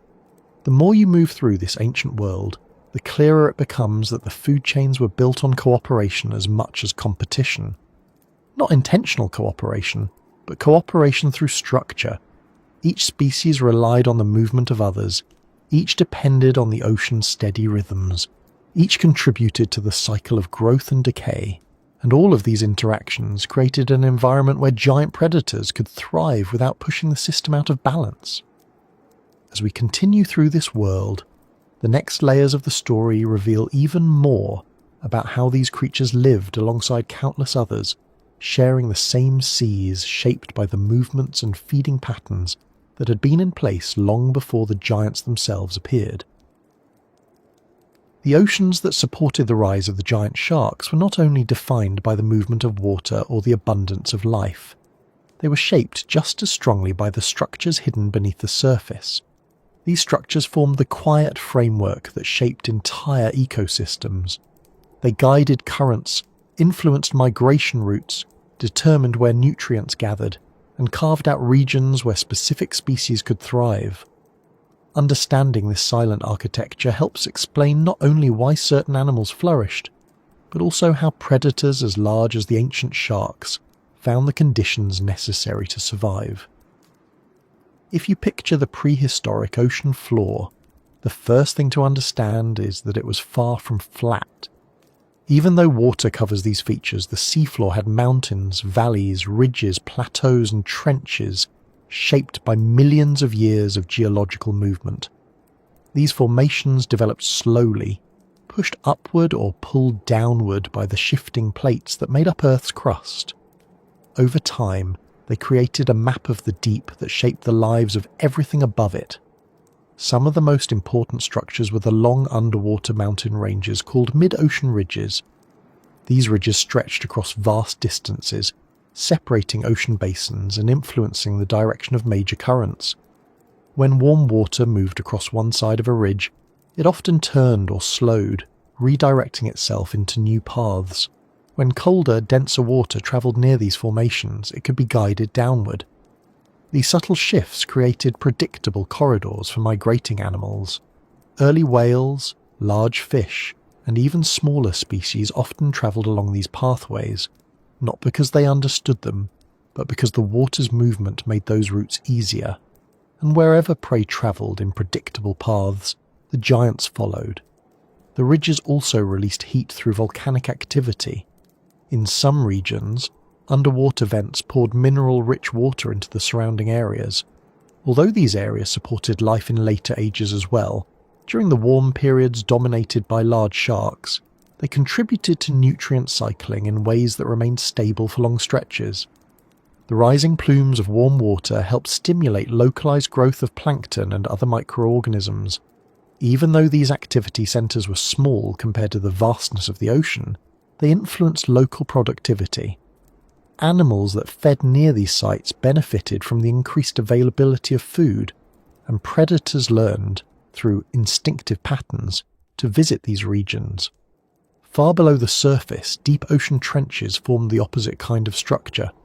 These narrow, elongated depressions sank thousands of meters into the Earth's crust. While giant sharks did not inhabit the deepest parts of these trenches, the existence of the trenches helped shape the ocean's thermal structure. Cold, dense water collected in these depths, spreading outward along the bottom of the basins. As the water travelled, it absorbed nutrients from decaying organisms that drifted down. When this nutrient-rich water later rose through upwelling, it fueled plankton growth closer to the surface. In this way, the deepest parts of the ocean influenced the life at the very top of the food chain, without the animals ever travelling into those depths. Between the ridges and trenches were vast underwater plains that stretched across large sections of the seafloor. These plains rarely attracted attention because they seemed empty compared to the edges of continents or shallow coastal zones. But these broad areas served as resting grounds for drifting sediments and decaying matter, helping store nutrients that would later be redistributed through the ocean's circulation.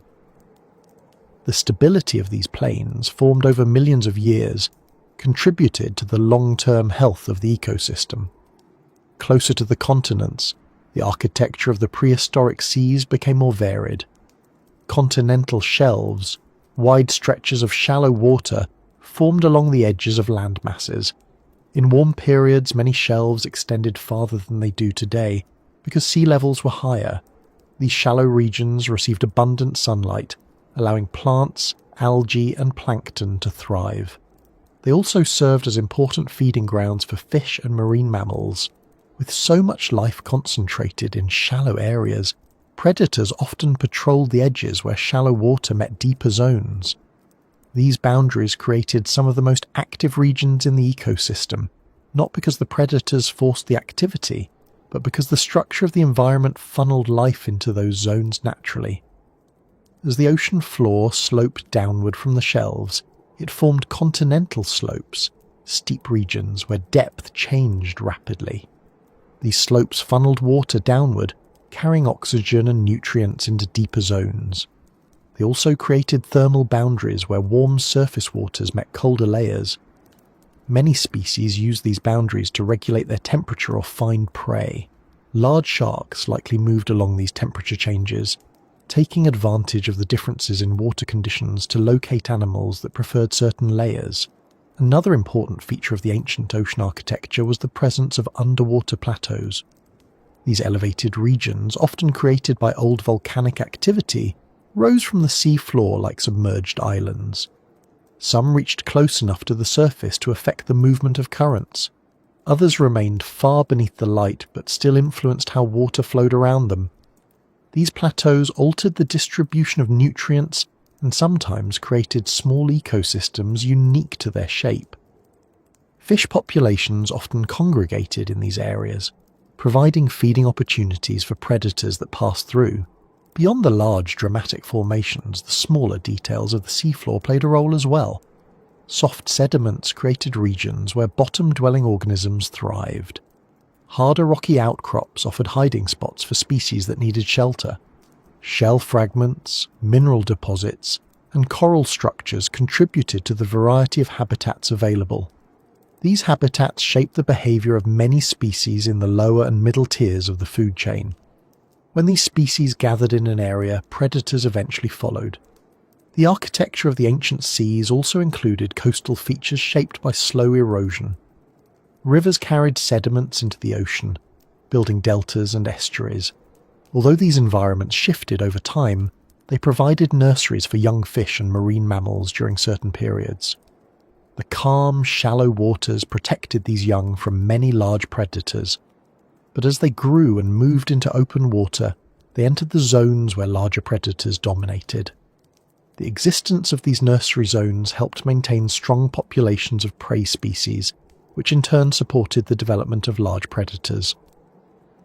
The silent structure of the ocean didn't only include the seafloor, it also included the water's internal architecture, layers of different temperatures, densities, and oxygen levels. Warm surface layers floated above cooler, denser layers. These layers rarely mixed unless external forces disturbed them. Predators and prey used these layers to their advantage. Some animals stayed in warm water to conserve energy. Others dipped into cooler layers to slow their metabolism or avoid competition. These layers created predictable vertical pathways that animals followed. A giant shark could patrol the boundary between two layers, sensing temperature changes that indicated the presence of prey. The distribution of oxygen shaped the architecture as well. In some prehistoric oceans, deep layers had limited oxygen, forming zones where only certain species could survive. These zones helped separate species that would otherwise compete too heavily with one another. They also guided the behavior of predators that moved between layers. By navigating these boundaries, large sharks could find prey that relied on certain oxygen levels. The structure of the water itself became part of their hunting strategy. Over time, the shape of the ocean floor shifted. Continental plates continued to drift. Mountains rose and eroded. Volcanoes built new ridges. The ocean adjusted to each change. But the overall structure remained stable enough for life to adapt. Animals evolved in ways that fit the environment. The largest predators developed strategies that aligned with the layout of the seas. Their travel routes matched the shape of the continents. Their hunting patterns aligned with the flow of currents. Their growth depended on the stability of the food sources shaped by the structure beneath them. Even the depths that predators never visited played a role in their survival. When decaying organisms sank to the ocean floor, they provided food for deep-sea creatures that broke them down. The nutrients released by this process were carried upward again by currents and upwelling. This constant cycle kept the surface waters productive. Without the recycling taking place in the deep, the upper layers could not have supported the massive plankton blooms that fed the rest of the food chain. The architecture also influenced how far animals could travel. Some regions of the ocean acted like natural roadways. Trenches and ridges created long, linear pathways that marine mammals and large sharks followed. These paths connected feeding grounds, breeding areas, and regions of stable temperature. Over generations, the movement along these paths became instinctive. The giants travelled along routes shaped not by choice, but by the form of the ocean itself. Where underwater mountains rose near the surface, they sometimes created shallow platforms that attracted prey. Marine mammals might rest in these areas or feed on the fish that congregated there. Large sharks learned that these platforms provided opportunities. They patrolled the edges where the seafloor dropped off sharply, waiting for prey to swim into deeper water. These interactions repeated for millions of years because the geological features remained stable. Some regions of the ancient oceans were shaped by volcanic activity that occurred intermittently. Underwater eruptions sometimes created new islands or expanded existing ones. As these islands eroded, they created new shallow regions that supported reef systems. These reef systems attracted fish, which attracted predators.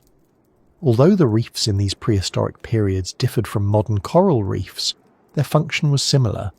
They provided structure and habitat that supported large populations of prey species. The silent architecture of the oceans also included the chemical composition of the water. Mineral content influenced plant growth. Salinity affected how species moved across regions. Areas with unique chemical signatures sometimes supported specialized species that contributed to the food chain in ways not seen in modern oceans. These differences added complexity to the ecosystem, shaping the interactions between species and influencing which region supported the largest predators. If you imagine drifting across the prehistoric ocean floor, you would see a vast landscape mostly hidden from the surface. Mountains would rise gradually from the depths, their slopes covered in sediment. Ridges would stretch far into the distance, creating natural boundaries in the water above them. Deep trenches would cut into the seafloor like long scars shaped by ancient forces. Plateaus would sit quietly beneath the water, their broad surfaces forming platforms where life gathered. All of these features combined to shape the environment where giant sharks lived. The animals themselves never saw this architecture directly. They responded to its effects. When the water moved steadily along a ridge, prey followed. When nutrients rose near a slope, plankton multiplied. When marine mammals found safe calving areas near shallow shelves, predators learned to patrol nearby. Every part of the ecosystem was influenced by the shape of the ocean below. As the story continues, the next layers of this ancient world reveal how countless other creatures shared the water with the giants, each shaped by the same structures and movements that defined the prehistoric oceans. The giant sharks that once travelled through the ancient oceans did not swim through empty water. They lived among an enormous variety of creatures that filled every corner of the sea, each adapted to the conditions of their time. Some of these animals were large enough to be seen from far away. Others were so small or so hidden that even the biggest predators rarely encountered them directly.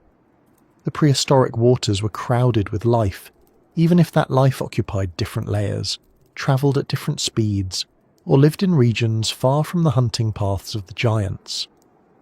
To understand what the oceans truly looked like during the reign of enormous sharks, it helps to move slowly through the creatures that shared the water with them, noticing how each one found a place in the vast and shifting world beneath the surface. Near the upper layers of the ocean, marine mammals dominated many areas. The early whales that roamed these waters did not resemble their modern relatives in every detail, but they played similar roles in the ecosystem. Some species were massive, moving through warm seas with slow confidence. Others were smaller and travelled in groups. Their bodies were shaped by long-distance swimming, steady breathing patterns, and the need to care for young in a world where large predators always waited at a distance. These mammals created predictable movement patterns in the ocean. They followed food across great distances, surfaced for air in regular intervals, and returned to certain regions year after year. The giants that hunted them were shaped by these habits, just as the mammals responded to the presence of the predators. Some of the earliest filter-feeding whales were also beginning to appear in these warm seas. Although they were not yet as large as the baleen whales that exist today, their feeding strategies allowed them to consume vast quantities of small organisms. They travelled through plankton-rich regions, filtering water through their mouths and collecting enough food to sustain their large bodies. Their presence added another layer to the food web. Predators rarely targeted the largest filter feeders, but the existence of these mammals helped shape plankton distribution. When these animals passed through a region, the small organisms that made up their diet became temporarily less abundant, encouraging fish and other species to move to areas where plankton levels remained high. In deeper regions of the ocean, large squid-like creatures drifted through the water. Some of them had bodies shaped for rapid movement, allowing them to dart quickly to avoid predators. Others relied on camouflage or subtle movement to stay hidden. These animals played an important role in connecting the upper and lower layers of the sea. They fed on smaller drifting organisms and sometimes on fish, then became prey for both sharks and marine mammals. The presence of squid created another food source for medium and large predators, helping diversify the diets of species that lived in these waters. Fish of all sizes filled the middle layers of the prehistoric seas. Some species were large, powerful swimmers that travelled in long-distance schools. Their movements created patterns in the water that predators could follow. Other species were slower and more solitary, relying on their shape or coloration to avoid being seen. Many fish fed on plankton or smaller animals, transferring energy upward through the food chain. Some species developed thick armour-like scales that protected them against the bites of the medium predators. Others developed sleek bodies that allowed them to accelerate quickly to avoid danger. These fish played a crucial role in supporting the structure of the ecosystem. Without them, the predators above and the smaller animals below would not have maintained their populations. Some fish species grew to impressive sizes themselves. Although they were not as large as the giant sharks, they represented significant prey for other predators. These large fish occupied specific regions, often near underwater mountains or nutrient-rich zones created by upwelling. Their presence in these areas added diversity to the feeding opportunities for animals that pass through. Marine mammals might feed on them when available. Medium-sized sharks might focus their hunting around regions where these large fish gathered. The existence of such prey contributed to the cycle that allowed the giants to grow to enormous sizes. When an ecosystem offers multiple layers of large and reliable prey, the predators that depend on that ecosystem receive enough energy to maintain large bodies. Along the sea floor, bottom-dwelling creatures lived in environments far removed from the fast-moving world near the surface. Some of these animals were ancient relatives of modern crustaceans, equipped with hard shells and jointed legs. They scavenged for food among rocks, coral structures and sediment. Because they fed on decaying material that drifted downward, they played an essential role in recycling nutrients. Other bottom dwellers included star-shaped organisms that moved slowly across the seafloor, feeding on organic particles or small animals. Their slow movements had little effect on the larger predators above, but their presence contributed to the stability of the marine system. Soft-bodied animals also lived near the seafloor. These creatures often buried themselves in sediment, emerging only when food drifted near. They provided nourishment for bigger bottom-dwelling predators that had adapted to life without sunlight. Although they lived far from the paths of giant sharks, these animals influenced the broader ecosystem by contributing to nutrient cycling. When they fed and reproduced, they maintained a steady supply of organic material for the decomposers below and the plankton above. In regions where underwater volcanic activity shaped the environment, unique species thrived in conditions that might seem harsh by modern standards. These creatures lived near vents where mineral-rich water entered the ocean. Their bodies were adapted to handle chemical conditions that would challenge many other species. Although such environments existed deep below the range of the giants, they still contributed to the health of the entire ecosystem.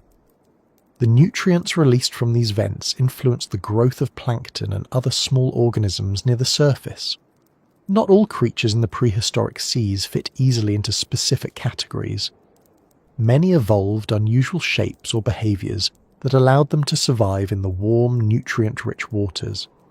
Some species drifted with the currents, using thin, delicate structures to float. They captured small particles of food with appendages that resembled tiny nets. Others used bioluminescence to attract prey in deeper water. While the giant sharks did not interact directly with many of these smaller animals, the presence of such species enriched the ecosystem, contributing to the overall stability that allowed large predators to exist. Marine reptiles still existed in certain periods, although they were far less dominant than they had been in earlier ages. Some species lingered in shallow regions, moving slowly through the water in search of food. Their size and behavior varied, but they were no longer the largest predators in the ocean. The rise of marine mammals and the success of large sharks changed the balance of these ecosystems. The reptiles that remained adapted to smaller niches, becoming part of the middle layers of the food chain rather than dominating the top. Among the creatures that shared the water with the giants were those that used the structure of the seafloor for protection. Some species hid among rocky outcrops or coral-like formations. Others burrowed into sand or mud. These hidden animals avoided larger predators by remaining out of sight.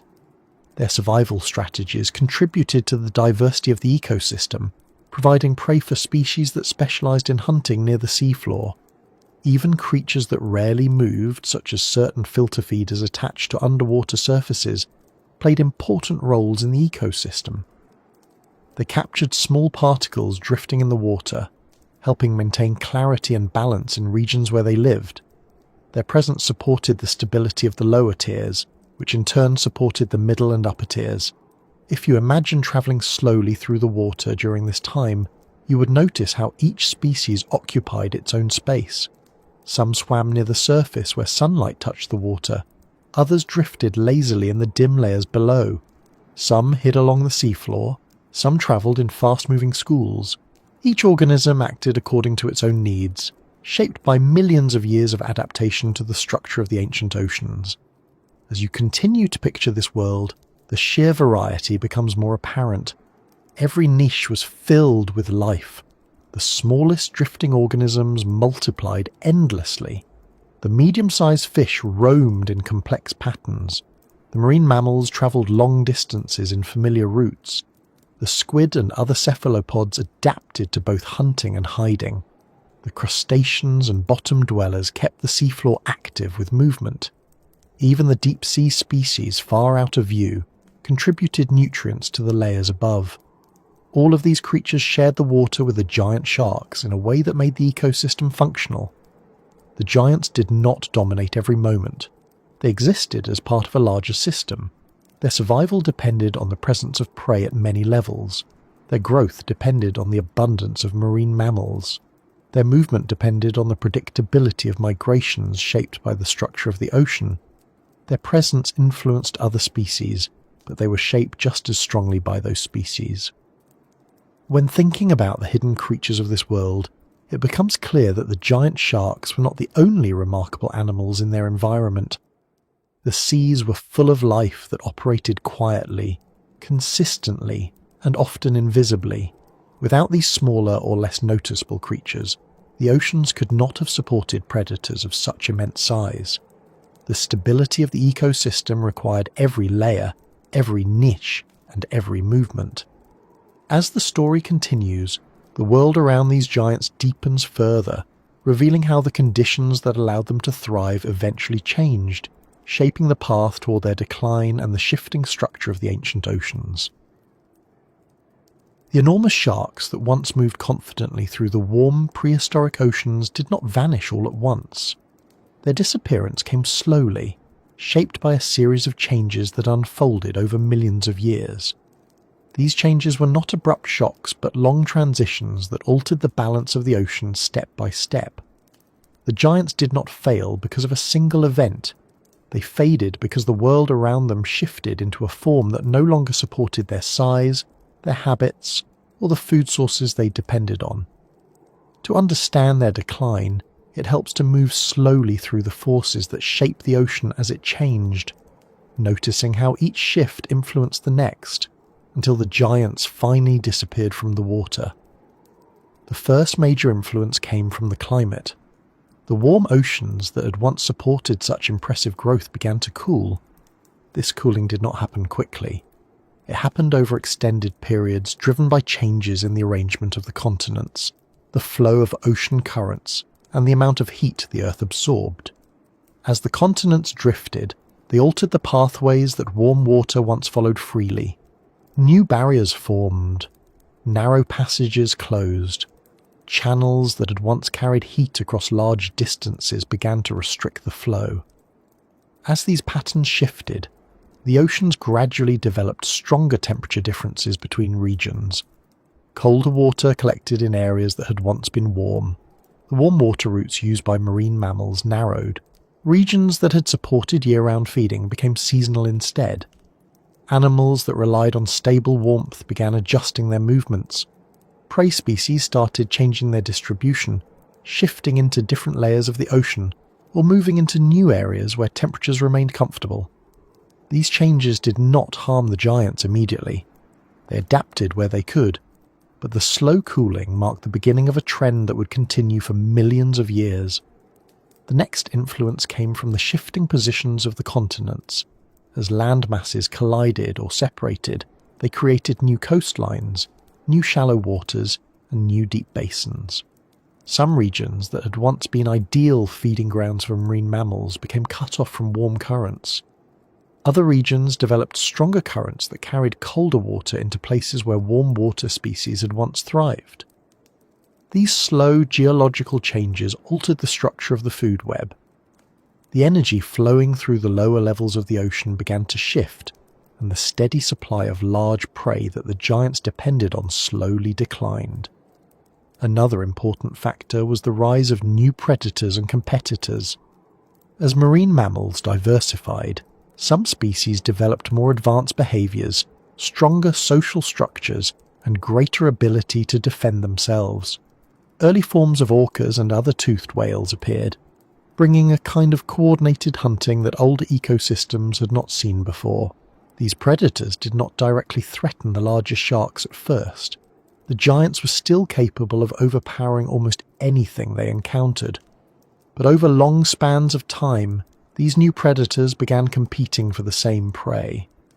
Marine mammals that once moved in predictable patterns now changed their habits in response to new threats. They began developing defensive group behaviors that helped them reduce losses to predators. When prey animals alter their movement in large-scale ways, the predators that depend on them must adjust as well. The giants, built for endurance and power rather than maneuverability or rapid adaptation, could follow these shifting patterns for a while, but their ability to adjust had limits. The cooling oceans also influenced the lower levels of the food chain. Plankton populations changed in composition. Some species that thrived in warm conditions declined, while others more suited to cooler water expanded. The distribution of nutrients shifted as currents changed. In some areas, productivity increased. In others, it decreased. These shifts affected fish populations, which in turn affected the marine mammals. Even small changes in the lower tiers of the food chain can influence the entire system. Over time, these gradual shifts contributed to a slow decline in the large marine mammals that had once been abundant in the warm seas. With fewer prey available, the giants faced increasing challenges. As cooling intensified in certain periods, the oceans developed stronger layers of temperature differences. Warm surface water sat above colder, deeper layers that did not mix easily.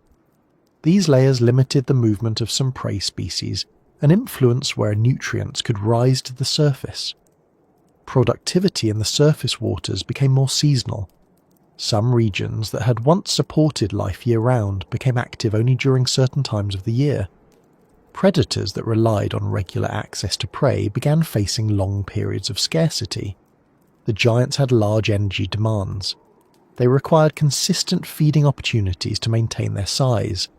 They could survive occasional shortages, but they could not endure long stretches of reduced prey availability. As the oceans continued cooling, the periods of scarcity became more frequent. Marine mammal populations fluctuated more dramatically. The stability that had once supported enormous predators weakened.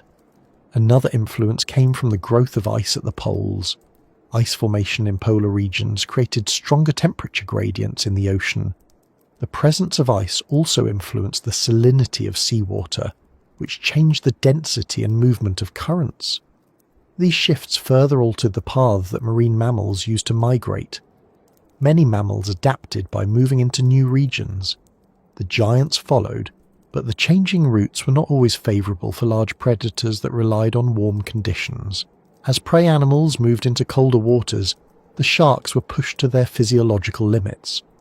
Large sharks can tolerate a range of temperatures, but extreme cold affects their metabolism. When giant sharks entered cooler regions, their bodies slowed. Their hunting efficiency decreased. They could follow prey into cold waters for short periods, but they could not remain there indefinitely. As prey increasingly moved into colder regions, the giants were forced to remain in warmer areas where prey became less abundant. This separation between predator and prey stressed the population of the giants over long stretches of time. Competition from new predators increased as well. Some toothed whales became highly organized hunters. Their ability to communicate and coordinate attacks gave them advantages in certain environments. They adapted more readily to changing temperatures and shifting migrations. Their presence created pressure on the same prey the giants needed. Although the giant sharks remained formidable, the combination of cooling waters, shifting prey movement, and competition made survival harder. As marine mammals continued adapting to the cooler oceans, some species became faster and more agile. Their improved speed helped them evade slower predators. Others developed stronger defensive strategies. Some travelled in larger groups. Some changed calving grounds to more protected regions. These behavioural shifts reduced the chances that large sharks could capture them reliably. Even predators with powerful jaws and massive bodies need consistent success to survive. As prey became harder to catch, the giants faced growing challenges. All of these changes happened gradually. No single event eliminated the giants. Instead, the environment slowly drifted away from the conditions that once supported them. Cooling continued, prey populations declined, new predators gained strength, currents shifted. The routes that had once offered abundant food grew unpredictable. The giants adapted where possible, but each adjustment only worked for a limited time. Over generations, their population weakened. Another factor that contributed to their decline was the shift from warm, wide oceans to oceans with more restricted warm regions. As warm water became confined to smaller areas, the habitats suitable for these sharks shrank. They once travelled across vast distances following prey through warm corridors. When those corridors narrowed, the giants were forced into smaller regions where resources were limited. This increased competition among individuals, putting additional stress on the population. At the same time, sea levels changed. In some periods, sea levels dropped, exposing regions that had once been shallow nurseries or feeding grounds. Coastal areas that supported young marine mammals or provided safe zones shifted dramatically. These changes affected both prey and predators. The giants lost important regions that once supported their life cycle. Even if these areas still held water, the temperature, depth, or nutrient availability might have changed enough to reduce their usefulness. As the climate continued its slow transition, the diversity of large marine mammals declined in many areas. The species that remained often preferred cooler waters than the giants could tolerate. The warming and cooling cycles of the Earth had happened many times before, but during this particular cooling phase, the combination of geological shifts, new predators, and changing ecosystems created a pattern that prevented the giant sharks from maintaining their dominance. The disappearance of these sharks did not happen uniformly across the planet. Some regions lost their populations earlier than others. In certain warmer areas, the giants may have survived longer, following the last remnants of ancient migration routes. But eventually the global conditions no longer supported them. Their numbers dwindled as their food sources declined, and as the ocean continued shifting away from the warm, stable environment that once allowed them to grow to extraordinary sizes.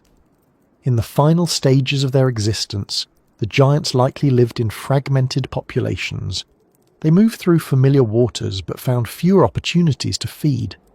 Their young faced greater risks as prey became scarcer and competition increased. Over time, the number of individuals capable of reaching adulthood dropped. The large predators that had once crossed entire oceans with confidence gradually faded from the ecosystem.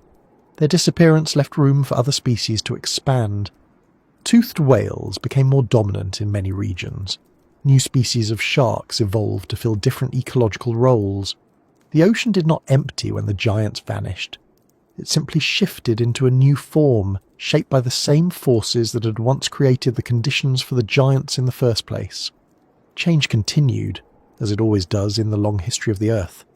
Understanding this slow disappearance helps explain why such enormous creatures could thrive for millions of years and then eventually vanish. Their extinction was not the result of weakness. It was the natural outcome of long-term changes that gradually reshaped their world. And as we continue, these changes lead us toward the present, revealing how the ancient oceans eventually gave way to the ones we know today, carrying hints of a past that once supported creatures of incredible scale. The world that once carried giant sharks and the oceans that supported their vast movements now feel impossibly distant compared to the waters we know today. Yet the connection between those ancient seas and the present shoreline is not broken. It stretches across millions of years through the gradual shaping of the planet, the slow rise and fall of climates, and the steady evolution of the species that replaced the giants. To understand how we arrived at the modern ocean, it helps to walk carefully from the past to the present, recognizing the long chain of changes that redesigned the water, the life within it, and the patterns that continue to shape the sea we stand beside today. If you imagine the last of the giant sharks fading from the ancient warm seas, the world around them was already shifting into a new form. The currents that once carried heat across entire ocean basins were narrowing. The migration routes that supported marine mammals were changing in response. The prey that had once sustained enormous predators was evolving into species better suited to cooler climates and different feeding strategies. None of these changes happened quickly, but each played a part in building the oceans that exist now. The climate continued its long cooling trend, influenced by the drifting of continents and the formation of new mountain ranges. As land masses shifted farther apart or collided into new shapes, the pathways for ocean currents changed again. Channels that once allowed warm water to move freely began to close. New coastlines emerged. The distribution of sunlight across the planet shifted subtly as land and water absorbed heat differently. These slow adjustments reshaped currents, altered wind patterns, and created new regions where temperatures varied more dramatically. As cold water began spreading across the oceans, the habits of marine mammals changed further. Some species adapted to cooler environments by developing thicker layers of fat. Others evolved new hunting methods that involved diving deeper or coordinating more efficiently with members of their group. As these mammals moved into colder regions, the structure of the food chain changed. Fish species that preferred warm water declined in many areas, replaced by species better suited to cooler temperatures.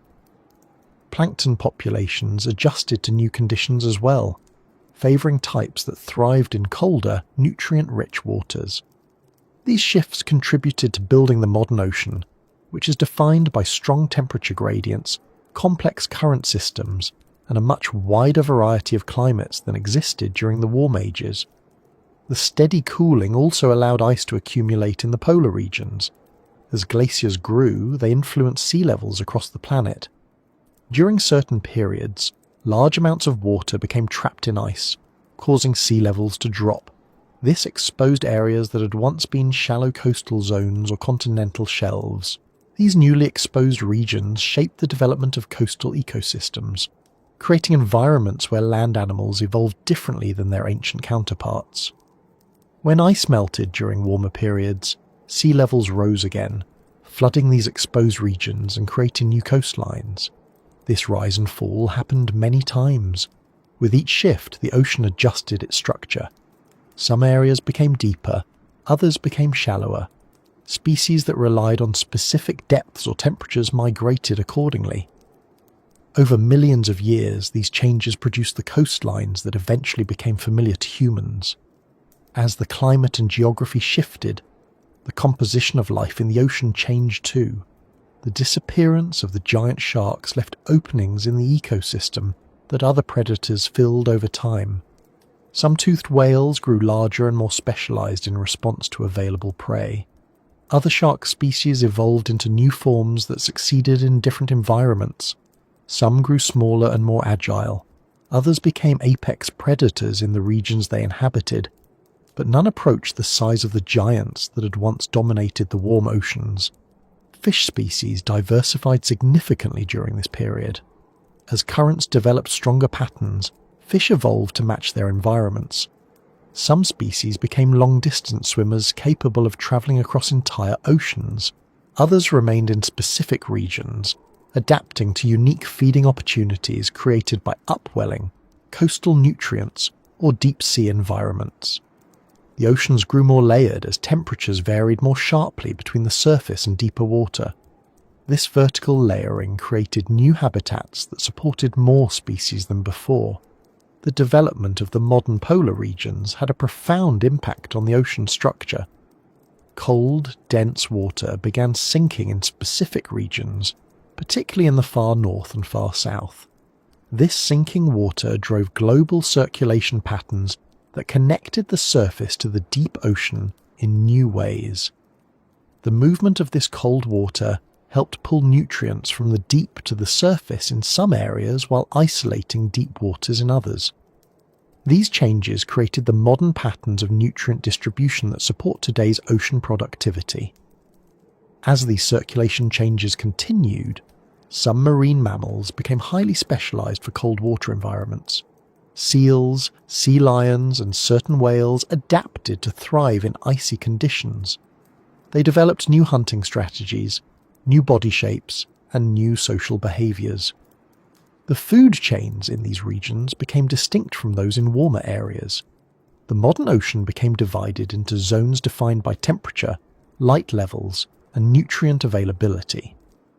This division created a far more complex set of ecosystems than the warm prehistoric oceans once supported. The seafloor continued evolving as well. Continental plates shifted, creating new underwater mountains and trenches. Volcanic activity built islands and plateaus. Sediments from rivers accumulated in some regions, changing the depth and composition of the water. Coral reefs developed in tropical regions, providing habitats for thousands of species. These reefs played a major role in shaping coastal ecosystems. They supported fish populations that attracted predators. They stabilized coastlines and contributed to nutrient cycling. As life became more diverse, the connections between species grew more intricate. Modern ecosystems form through interactions between predators, prey, and plants. In warm regions, coral reefs, mangrove forests, and seagrass beds supported complex food webs. In colder regions, sea ice played a major role in shaping life. Algae that grew under the ice supported small crustaceans, which fed fish, which fed larger predators. These layered interactions replaced the simpler structure of the ancient warm oceans. The movement of tides became more significant as coastlines shifted. Tidal zones created environments where species adapted to alternating periods of water coverage and exposure. Over time, these areas became home to organisms that could survive rapidly changing conditions. The intertidal regions became some of the most diverse ecosystems on the planet, supporting species that contributed to broader ocean health. One of the most significant changes in the modern ocean came from the evolution of large baleen whales. These whales developed enormous body sizes that surpassed even the largest of the ancient sharks. But their feeding strategies were entirely different. Instead of hunting large mammals, they consumed vast quantities of tiny organisms, relying on the abundance of plankton and small fish in cold, nutrient-rich regions. The appearance of these whales changed the dynamics of the ocean again. Their long migrations affected nutrient distribution. Their feeding contributed to stirring surface waters. Their presence altered the balance of food webs across large distances. The evolution of modern marine predators also shaped the present ocean. Toothed whales became more specialized, developing echolocation and complex social structures. Sharks diversified into a wide range of species. Some became fast, agile hunters. Others developed unique feeding strategies. Some evolved to live near reefs. Others inhabited the deep ocean or open water. None reached the size of the ancient giants, but many became dominant in their own environments. Over millions of years, the ocean grew increasingly interconnected with life on land. Rivers carried nutrients into the sea. Coastal plants stabilized shorelines. Birds relied on marine fish. Even the chemical composition of the atmosphere influenced ocean chemistry. These connections grew stronger as the Earth continued shaping itself into the world we recognize today. As humans eventually appeared, they encountered a coastline already shaped by countless geological cycles. The waters they saw were cooler, more dynamic, and more diverse than the warm oceans that once supported the giant sharks. The species they discovered were adapted to a world with ice at the poles, strong seasonal variations, and deep layers of nutrient-rich water. The ocean they entered was the result of millions of years of steady change. Yet even with all these transformations, traces of the ancient world remain in the present shoreline. Fossilized teeth from the giant sharks still wash up on beaches, reminding people that the water once carried predators far larger than anything alive today. Certain migration routes still reflect patterns shaped by ancient continents and currents. The structure of the seafloor continues to influence the movement of modern currents. Some species preserve ancient traits that connect them to distant ancestors. Standing at the edge of the present ocean, it becomes possible to see how the past shaped the world we know. The gentle movement of waves carries the imprint of long-forgotten currents. The presence of marine mammals reflects evolutionary paths shaped by ancient climates. The diversity of fish mirrors the branching patterns that developed when the oceans cooled. Even the distribution of coral reefs and kelp forests can be traced back to changes that followed the disappearance of the giants. The shoreline today represents the continuation of a story that began long before its first grains of sand formed. The water that reaches the coast has travelled through currents shaped by underwater structures millions of years old. The winds that move across the ocean carry patterns influenced by continents that drifted slowly into their present shapes. The marine life that approaches the shallows carries genes shaped by ancient selection, survival, and extinction. And even though the giant sharks no longer swim through these waters, the modern ocean still reflects the conditions that once supported them. When warm periods return in limited cycles, certain species expand their ranges. When cold currents strengthen, others retreat or adapt. The ocean continues to shift, slowly reshaping itself in ways that mirror the long patterns of the past. As we step from the ancient seas to the present shoreline, the continuity becomes clearer. The modern ocean is not separate from the prehistoric one. It is simply a later version of the same system, reshaped, cooled, reorganized, and filled with new life. It still moves, breathes, and shifts according to the same forces that guided the water millions of years ago. The story continues from here, carrying the same steady unfolding that shaped the rise of the giants, their long reign, their slow disappearance, and the world that followed.